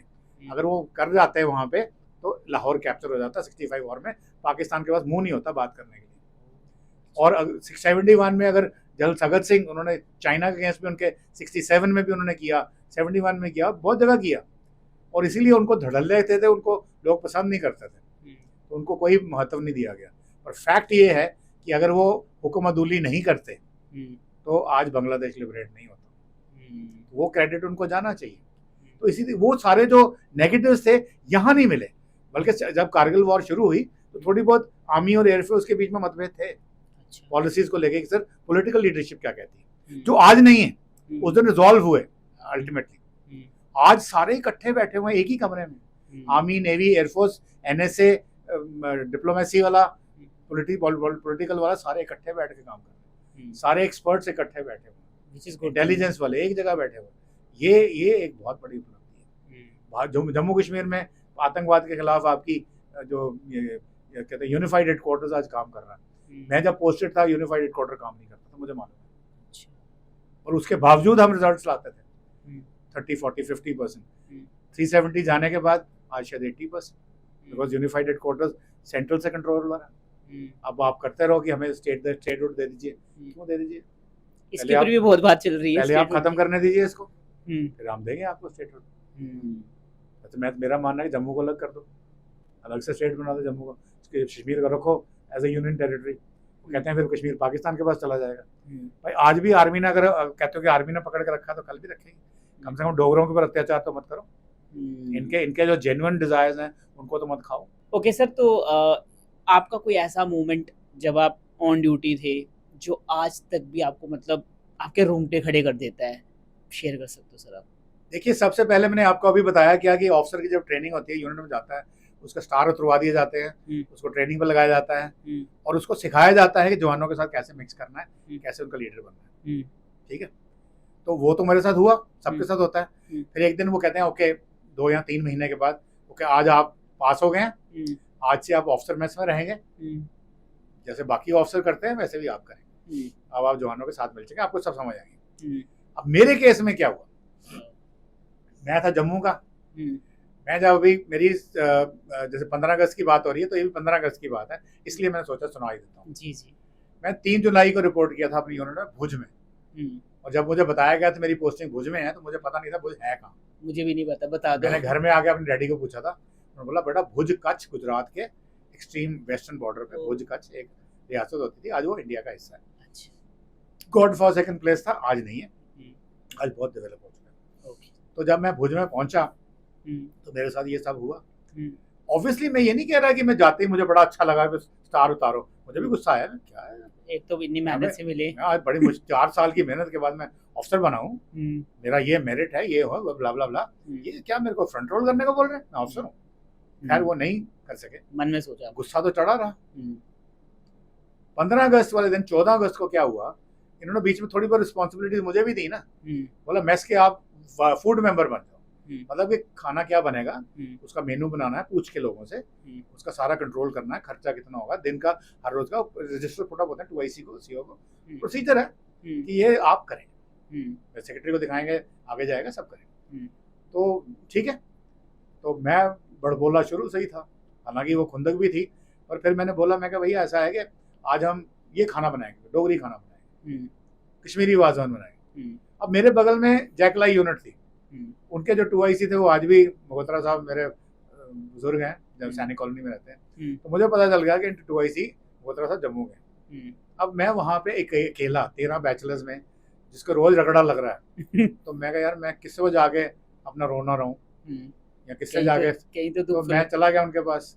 अब वो मेरे फादर की उम्र के थे, बेटा कोई बात नहीं, ऐसा नहीं होता है, फौज में ऐसे होता है, चिंता मत करो, लेकिन मुझे ढांढस बताया, तो मेरे उनसे थोड़ा सा रैपो बन गया।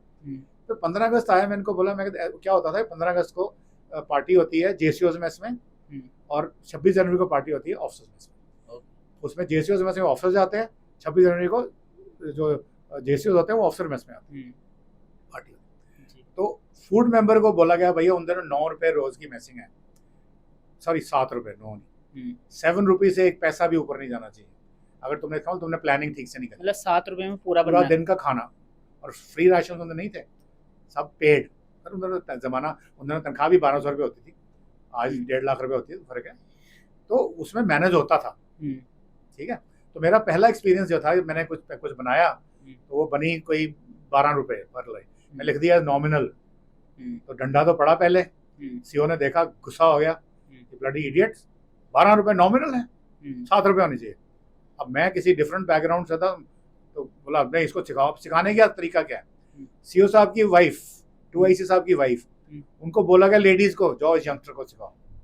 वो आई मेस में, पार्टी थी, मेस में आई, उन्होंने मुझे बुलाया कुक को, कुक भी तो मजा लेते हैं नए ऑफिसर के साथ, इसको कुछ पता तो है नहीं, बोर्डिंग स्कूल में सारी उम्र पढ़ा, घर में भी कभी गया, खाना कैसे बनता है इसको क्या पता है, तो उसने मजे लेने थे, तो उसने बोला, मैं कहा घी, बोला 2 किलो, ये इतने किलो बनाया, तो 12 रुपये बन गया। अब वही लिस्ट लेके मैडम 2 बैठी, उन्होंने बोला वसप्पा घी कितना लिखा है, मैडम 2 किलो, शट अप, आधा किलो यानी कि ऐसे। मैंने कहा यार ये क्या कर रही है लेडीज, कुक को पता है खाना कैसे बनता है कि इनको पता है, वो रोज खाना बनाता है इतने लोगों का, ये तो अब घर में 4 बंदों खाना बनाती है। तो मेरे दिल में फिर क्वेश्चन आया है, मजाक आज गड़बड़ होने वाली है। मैं दिल में आज देखना, आज करा करू के उन्होंने बिल बनाया 7 रुपये 15 पैसे, चलो खाना बनाओ। तो मैं कहा कोई बात नहीं, ये देखना मेरा मजाक उड़ा रहे हैं ना, मुझे डांटा ना सुबह, रात को खाना जब बनेगा ना तो फिर मजा आएगा पार्टी में। खाना बना, अगले दिन जब मैंने उसको जोड़ा तो वो 7:15 से 6:15 पे आ गया। उस दिन मुझे रियलाइज हुआ कि यार भाई साहब कहाँ हो आप। तो ये सिखलाई। दूसरा बड़ा इंपॉर्टेंट इसी के साथ में, अब मैंने इनको बोला उन दिन क्या होता है कि 15 अगस्त को सुबह जब जाना है जेसीओज मेस में, लंच नहीं है, तो मैंने बोला कि देखिए आज 15 अगस्त है तो आज मैं आपको वाजवान खिलाऊंगा। क्यों बोला कि कल मगोत्रा जो थे 2IC थे मेरा, उनसे तो मैंने को बोला मुझे कुक मिल जाएगा। उन्होंने बोला जरूर मिलेगा, क्यों नहीं, तू मांग रहा है। वो भी राजा है उस यूनिट के, वो जैकलाई वाले सारे जम्मू कश्मीर के, मोस्टली कश्मीर के। तो कुक आ गया। मैंने इनको बोला सर ऐसा है कि आप डाइन आउट कर दीजिए सारे जने, आप सुबह ब्रेकफास्ट जब ब्रंच करना है वो आप, लंच आपने जेसीओ मेस में करना है तो सुबह ब्रंच कर लीजिए, ब्रेकफास्ट, और रात का खाना मैं बना दूंगा, पूरी की पूरी जो 7 रुपये की मैसिंग है उसमें बनाऊंगा। ठीक है। तो मैंने क्या किया, कुक मंगाया और वो कुक आया, उसने खाना बनाया। तो हम लोग 12-13 बैचलर्स थे, 13 जन खाना बनाना था। जैसे इनको पता चला यंगस्टर ने कोई वाजवान बनाना है, इसमें गुश्ता रिश्ताबा पता नहीं क्या क्या बनना है, तो उन्होंने सारे मैरिड ऑफिसर्स को बुला लिया। यानी कि 13 के वो हो गए 25। मैंने कहा मरवा दिया यार, क्या करोगे। एनीवे खाना बना और सारी तारीफें। अब मैसिंग आती है 9 रुपए के आसपास। तो मेरा जो यंगस्टर है, सीनियर ऑफिसर है, वो कहता है नहीं इसको 7 कर दे, 2 रुपए एक्स्ट्रा, सबकी एक्स्ट्रा मैसिंग में डालते। और मैरिड ऑफिसर बड़े खुश भाई, बैचलर्स ने हमें इन्वाइट किया। हम भी उनके घर में जाकर अंडा भुजिया रात के 12 बजे खाते थे ना, जबरदस्ती डंडा लगा के। तो वो भी खुश, बड़ा खुश, सारी तरह मैं भी बड़ा खुश। मैं चल यार कुछ तो अच्छा काम हुआ, अब पनिशमेंट कम मिला करेगी। अगले दिन क्या हुआ, मैं एमटी पार्क में था अपने ट्रेनिंग एरिया में, डांगरी और पीटी शूज बोला ना, मुझे हुक्म हुआ सीओ साहब के सामने पेश हुए इमीडिएटली, नंबर 1 ड्रेस में। अब पहले मैं कमरे में गया, नंबर 1 ड्रेस ढूंढी। नंबर 1 ड्रेस क्या होती? मतलब कि सबसे बड़ी फर्स्ट क्लास कलफ लगी हुई ड्रेस। उन दोनों खाकी पहनते थे, वो चीज़ नहीं थी, टेरिकॉट नहीं पहनते थे, कलफ लगी हुई, पूरा नए मेडल शेडल पूरा तैयार हो गया। भाई मार्च अप हो रहा तुम्हारा, किस लिए हो रहा है पहले ये तो बता दो, मैंने क्या गलती कर दी। तो मैं एजुटेंट के कमरे में गया। एजुटेंट कमरे के आसपास आप फटक नहीं सकते थे, इतना डरते हैं लोग एजुटेंट से। गालियां वालियां थी मेरे को, मैं समझ नहीं आती कैसे काम करना है। पहले ये तो बता दो हुआ क्या, क्या भागो बिना बताए। नहीं बाहर भगा दिया मेरे को, खड़े रहो सीओ, अभी सीओ तुम्हारा कोर्ट मार्शल करेगा। क्या हो गया, तो मैं खड़ा बाहर, इतने में देखा जितने मेरे बैचलर्स थे, मेरे अलावा 12 और थे ना, 12 के 12 लाइन में खड़े हुए। तो फिर मुझे देखा, बड़ा ही डूइंग है, यानी कि ऐसे तरीके से बात करते हैं ना जब आप प्रोबेशन में होते हो। मैं sir I been run away from him. और जो सीनियर मोस्ट बैचलर था वो वही 8-9 साल की सर्विस थी। वो जाके सीओ को सलूट मारता है कि सर इस यंगस्टर की कोई गलती नहीं है। और गलती क्या हुई थी कि वो जो कुक मैंने बताया ना 2 किलो बोला था सीओ साहब की मैम साहब को, वो सीओ का मुंह लगा था। अच्छा। वो सोचता था कि मैं बहुत बड़ा आदमी हूँ, और मद्रासी था वो, बहुत अच्छा बंदा था, खराब नहीं था। उसको ये ईगो प्रॉब्लम हुई कि मेरे रहते हुए बाहर से कुक कैसे आ गया, मैं इतना एक्सपर्ट आदमी हूँ, मुझे क्यों नहीं बोला वाजवान बनाने के लिए। मैं कहा भाई तुझे आता नहीं बनाना, तूने कभी देखा नहीं, तू साउथ इंडियन है, अवियल तू बनाना, ये रिश्ता गुश्ताबा छोड़ दे, सिस्टम अलग है। अब उसने जाके रिपोर्ट किसको करी, सीओ साहब की मेम साहब को। मेम साहब ने किसको डंडा दिया, सीओ साहब को। घर में हो गई लड़ाई कि भाई हमारे वासप्पा के होते हुए जैकलाई से कुक आ गया, किसने मंगाया, यंगस्टर ने बड़ी स्टैंड दिया एजुटेंट को। पर ये लोग गए, बोले सर उसने नहीं, हमने बुलाया, he has done it on our request, और अगर पनिशमेंट है तो हमें मिलनी चाहिए। अब मुझे समझ में आया, बेटा करा लो फ्रंट रोल, गालियां देनी दे लो, अगर तुम ये जज्बा मेरे बारे में रखते हो तो मैं भी तुम्हारे साथ। और उसके 2-4 दिन के बाद मेरा वो प्रोबेशन पीरियड 3 महीने चलना था ना, वो खत्म हो गया। तो ये एक तरीका है हाउ आई गॉट एब्जॉर्ब। 15 अगस्त का दिन था, उस दिन का डिनर था, और आप 15 अगस्त को ये प्रोग्राम रिले करोगे, मुझे आज भी याद है 15 अगस्त 1982, और उस दिन जन्माष्टमी भी थी और मेरा बर्थडे भी था। 15 अगस्त बोर्न है, बर्थ मेरा 12 अगस्त को होता है। उस दिन जन्माष्टमी थी और उस दिन पड़ा। तो ये एक इंसिडेंट, ये बड़ी पूरा सोचने का तरीका बदला। मैं अभी तक बहुत खुंदक में था, गुस्से में भी रहता था, यार एक ऑफिसर बन गया हूँ मैं, जवान थोड़ी हूँ, ट्रीटिंग में लेगा जवान। अब मुझे भी समझ नहीं था कि सिस्टम होता है। आर्टिलरी में होता है कि आप रैमर लेके चलते हो, लैंटर्न लेके चलते हो, पर ड्रामेबाजी होती है। वो पुराने को ब्रिटिश जमाने से चला रहा है, तो उस वक्त नहीं समझ आती, बाद में पता चलता है कि वो उसके इफेक्ट्स क्या हैं। अब वो जो मेरे लोग थे 10-12 हम इकट्ठे थे, आज हम एक दूसरे के लिए जान देते हैं, रिटायर हो गए हैं, फिर भी बात करते हैं।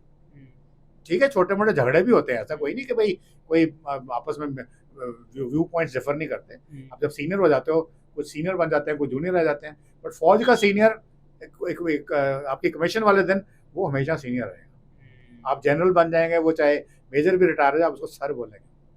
और ये मैं आपको एग्जांपल देता हूँ, मैंने 1997 में देखा MH श्रीनगर में chief of staff major general आए हैं, वहाँ पे एक सरदार जी लेटे हुए हैं, रिटायर्ड मेजर। वो बाद में मुझे पता लगा मेरी 45-80 रेजिमेंट के थे, उनके बेटे लेफ्टिनेंट जनरल रिटायर हुए हैं आर्मर्ड कोर से। तो वो आए हैं और मेजर जनरल उनको देखने आया, चीफ ऑफ स्टाफ 15 कोर। तो वो उनको बोल रहा सर, वो उसको सर बोल रहे हैं, वो उसको सर बोल रहे हैं। ये कहाँ देखोगे? मानिक शाह डेथ बेड पे पड़ा है, president of India Abdul Kalam उसको मिलने जाते हैं, उसका 1 करोड़ का चेक देने जाते हैं, भाई तुम्हारे साथ नाइंसाफी हुई है। यानी कि गवर्नमेंट ने उसको फील्ड मार्शल बना दिया, एरियाज नहीं दिए। वो अभी अब्दुल कलाम की डेथ के कुछ देर पहले लीजिए आपका पैसा, खुद देने के हैं। तो वो कह रहे हैं कि मुझे अफसोस है कि आप मेरे पास आए। तो मेरे आने से आपको क्या अफसोस हुआ? मुझे अफसोस ये है कि मेरे भारत का प्रेसिडेंट मेरे सामने खड़ा है, मैं उसको खड़ा होकर सल्यूट नहीं कर सकता। ये फील्ड मार्शल बोल रहा है। आपके मेस में आप बैठे हैं, लेडीज बैठी हुई हैं, चीफ ऑफ आर्मी स्टाफ भी आएगा, वो खड़ा हो जाएगा कि एक लेडी एंटर करेगी, लेडी को पहले विश करेंगे। आप परमवीर चक्र हैं, संजय कुमार सिपाही हैं, आपने परमवीर चक्र यहाँ लगाया है, चीफ ऑफ आर्मी स्टाफ भी आपको सल्यूट करेगा। ये हैं ट्रेडिशंस भारत की। 15 अगस्त का दिन आपके दर्शकों को ये जानना जरूरी है। और ये मैं सब आप बीती बता रहा हूँ, कोई कहानी पढ़ के नहीं सुना रहा, जो मैंने देखा है वो जा रहा हूँ। अमेजिंग। अच्छा, एक और चीज पूछनी थी, मेरे दिमाग में आ रही है। आर्मी में यूजुअली जो ऑफिसर होते हैं वो इस तरीके से बात क्यों करते हैं, थोड़ा चढ़ के, मतलब सोल्जर के ऊपर? ऐसा क्या ट्रेनिंग में सिखाया जाता है या क्या है? क्या देखिए, चढ़ के बोलने में आपको लगता है, हाँ, कि जैसे आप सुना रहे थे, मैं उसी बात से मैंने वही बोला ना, वो इसलिए करते हैं क्योंकि मैंने बोला you should be friendly but not familiar. अगर वो थोड़ा सा मेंटेन ना करें तो कल वो जवान वो बोलेगा भाई मैं, बल्कि जवान आज ऐसे भी हैं जो अफसर नहीं बन सके, और अफसर नहीं बन सके, वो कहता है यार मुझे, मैं देखूं तो सही मेरे में क्या काम था जो इसमें है, ये बन गया। ये इतना कॉम्प्लेक्स हो चुका है आज, नॉलेज वाइज पूरा है, कहता बताओ मेरे को। तो आपका जो लेवल है, आपको अपने आप को बड़ा एक किस्म का मेंटेन करना पड़ता है कि आपकी नॉलेज, आपकी जो वन अपमैनशिप है, not by speaking, by your actions, वो ऊपर रहे। अगर मैं उसको बोल रहा हूँ भाई चल इस काम के लिए चलना है, वो कहता है छुट्टी जाना है, तो मेरे घर में मेरा केस चल रहा है, मेरे फादर के ऊपर किसी ने हमला किया है, पुलिस बात नहीं कर रही, तो सीओ हो सकता है किसी जेसीओ को या किसी ऑफिसर को भेजे, जाओ उसको सॉर्ट आउट करके आओ, इस जवान को मैं नहीं स्पेयर कर सकता, या वो रिंग करे चीफ सेक्रेटरी को, डीसी को, वो बात लगा के सुनते कम है, बट तरीके हैं। या लोकल फॉर्मेशन को बोले देखिए हमारे जवान की ये प्रॉब्लम है, सॉर्ट आउट करिए। अब जवान के कोई मेडिकल प्रॉब्लम है बच्चे की, दिल्ली में उसको इलाज चाहिए, पोस्टेड है वो श्रीनगर में, हम उसको दिल्ली में अटैच कर देते हैं, कराओ अपने बच्चे का इलाज। अब इतना कुछ करोगे तो वो आपके लिए आपको पूछेगा भाई क्यों मुझे गाली दे रहे हो। गाली गुस्से में कहीं निकल जाती, गाली मतलब इट इज नॉट गाली, गुस्से टोन में जो आप सिविलियन नहीं बर्दाश्त करेरेगा।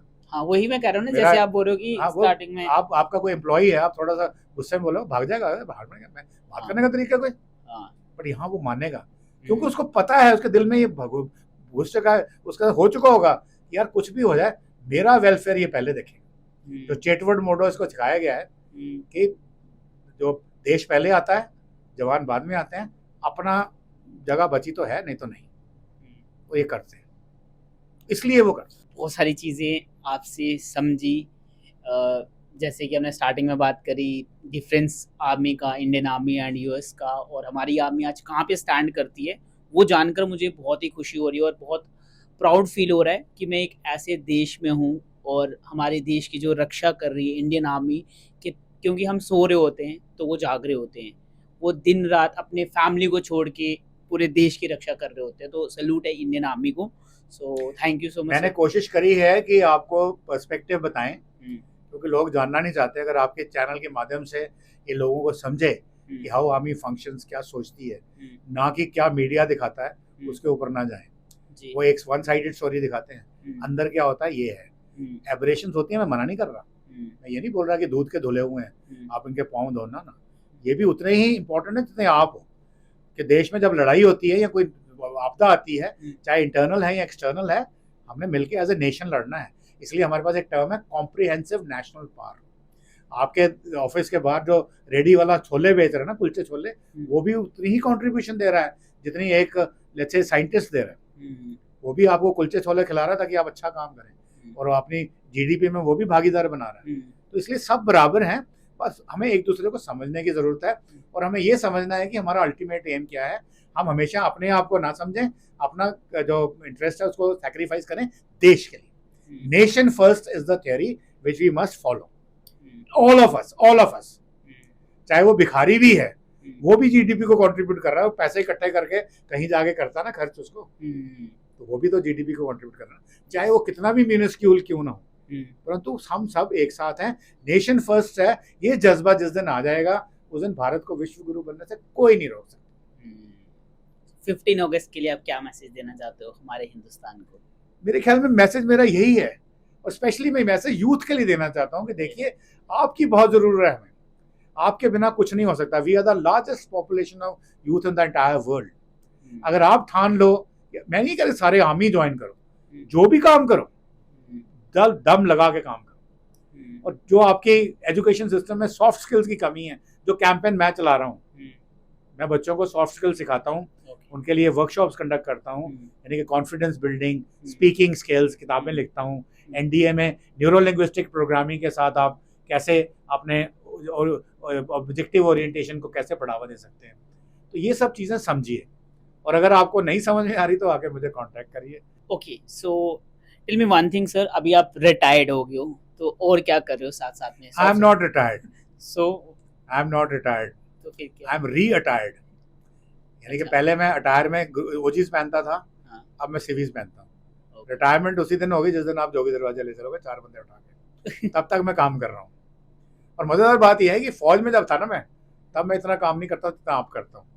अब मैं 10 घंटे 12 घंटे रोज काम करता हूँ, और अपनी मर्जी से करता हूँ, मुझे कोई ऑर्डर नहीं देता, इसलिए मैं थकता नहीं हूँ। और एफर्मेशंस बड़ी जरूरी हैं। मैं अपनी उम्र 19 साल के आगे बढ़ाता ही नहीं। तो लोग पूछते हैं यार कुछ सच तो बताओ, झूठ मत बोलो। मैं कहता हूँ भाई 19 साल की उम्र है और 43 साल का एक्सपीरियंस है, वो 44-45 साल बढ़ाता है, 19 साल पे रुकूंगा। और that works, that works. It's all about mindset ना, it's all about mindset, that works. और यही मैं यूथ को समझाने की कोशिश करता हूँ, यार मानो, अपने में विश्वास करना सोचो। जरूरी नहीं है कि भाई आईएएस ही बनना है, आप एंटरप्रेन्योर्स बनो। देखो मोदी जी ने आपको क्या स्कीम दे रखी है। मैंने खुद एक डिस्ट्रिक्ट इंडस्ट्री सेंटर से लोन लिया यार, मुझे 25% सब्सिडी मिल रही है। जब वो आईएएस ऑफिसर ने मुझे बोला कि सर आप ले लीजिए लोन, पागल है यार, मुझे कौन सब्सिडी देगा? मैं तो रिटायर्ड 1 स्टार जनरल हूँ इंडियन आर्मी का, ये मेरी पेंशन है। कहता सर एक्स सर्विसमैन के लिए है, चाहे आप सिपाही हैं, जनरल एक्स सर्विसमैन तो है ना, आप शुरू करिए आपका वेंचर। और ये बच्चों का वेंचर मैंने शुरू किया, achievable blooming careers institute Jammu, ABCI Jammu में। तो स्लोगन ही है कि ABCI जम्मू में, किसकी ABC? सॉफ्ट स्किल्स की। तो आप इंटरेक्ट करिए, interesting, give you whatever you. Okay, आप बुक्स भी राइट करते हैं, बुक राइट, तो कितनी बुक्स लिखी हैं आपने सर अभी तक? देखिए, मैं I have done 2 PhDs in PhD की डिग्री मिलती है सोशल साइंस में, but this is international phase. और उसमें मैंने किया है एक्सपर्टीज है जम्मू कश्मीर पाकिस्तान कि क्या हुआ, और दूसरी है टेररिज्म इन JNK। तो दे आर माय एक्सपर्टीज। अब मैं किताबें लिख रहा हूँ इनके ऊपर ही, जैसे पहलगाम की किताब निकाली, टेररिज्म की किताब निकाली, जम्मू कश्मीर की हिस्ट्री जो टोटली डिस्टॉर्टेड है।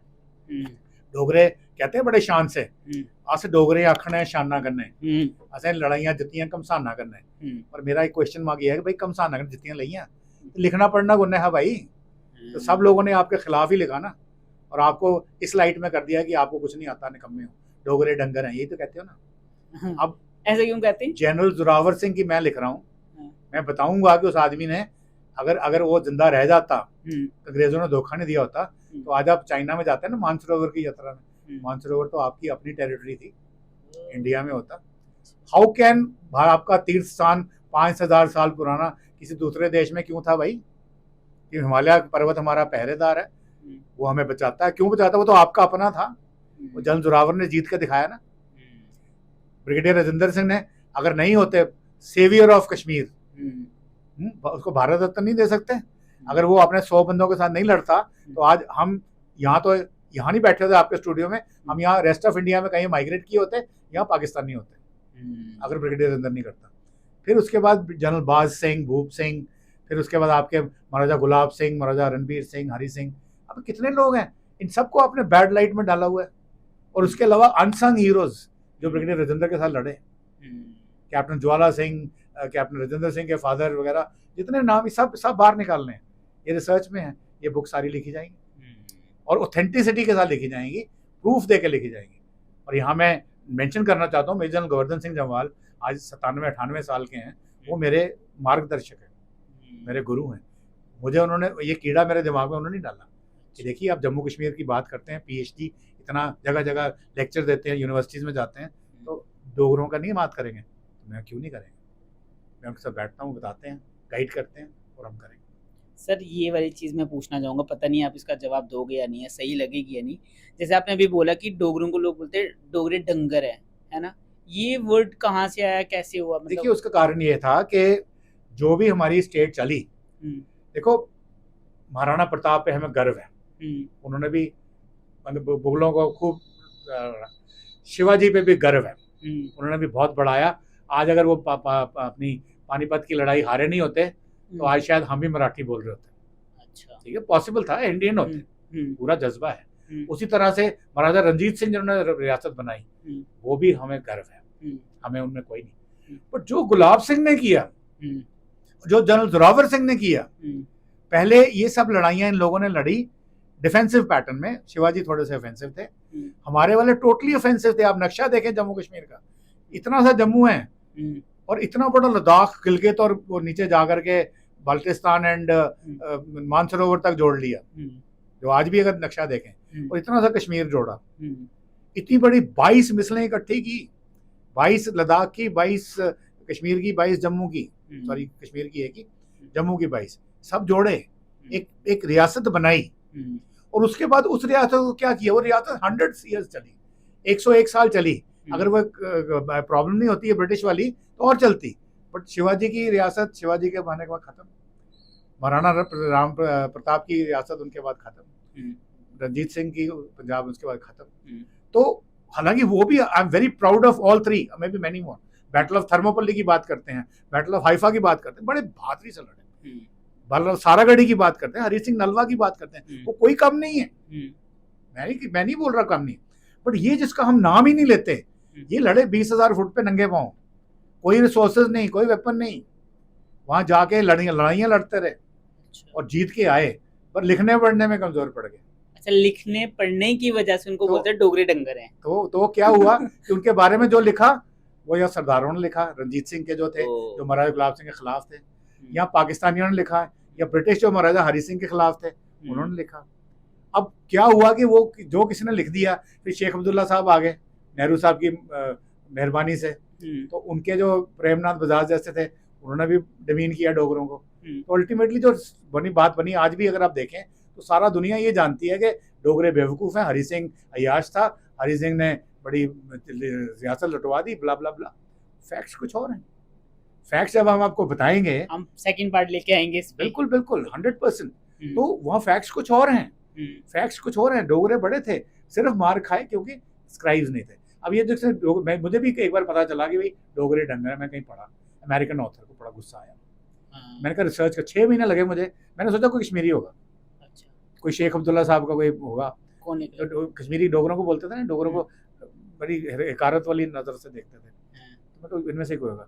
और जब अल्टीमेटली कौन निकला, डोगरा ही निकला। अच्छा, डोगरा ही निकला। फिर मैंने कहा इस डोगरे को क्या प्रॉब्लम है, नाम लेना ठीक बात नहीं है।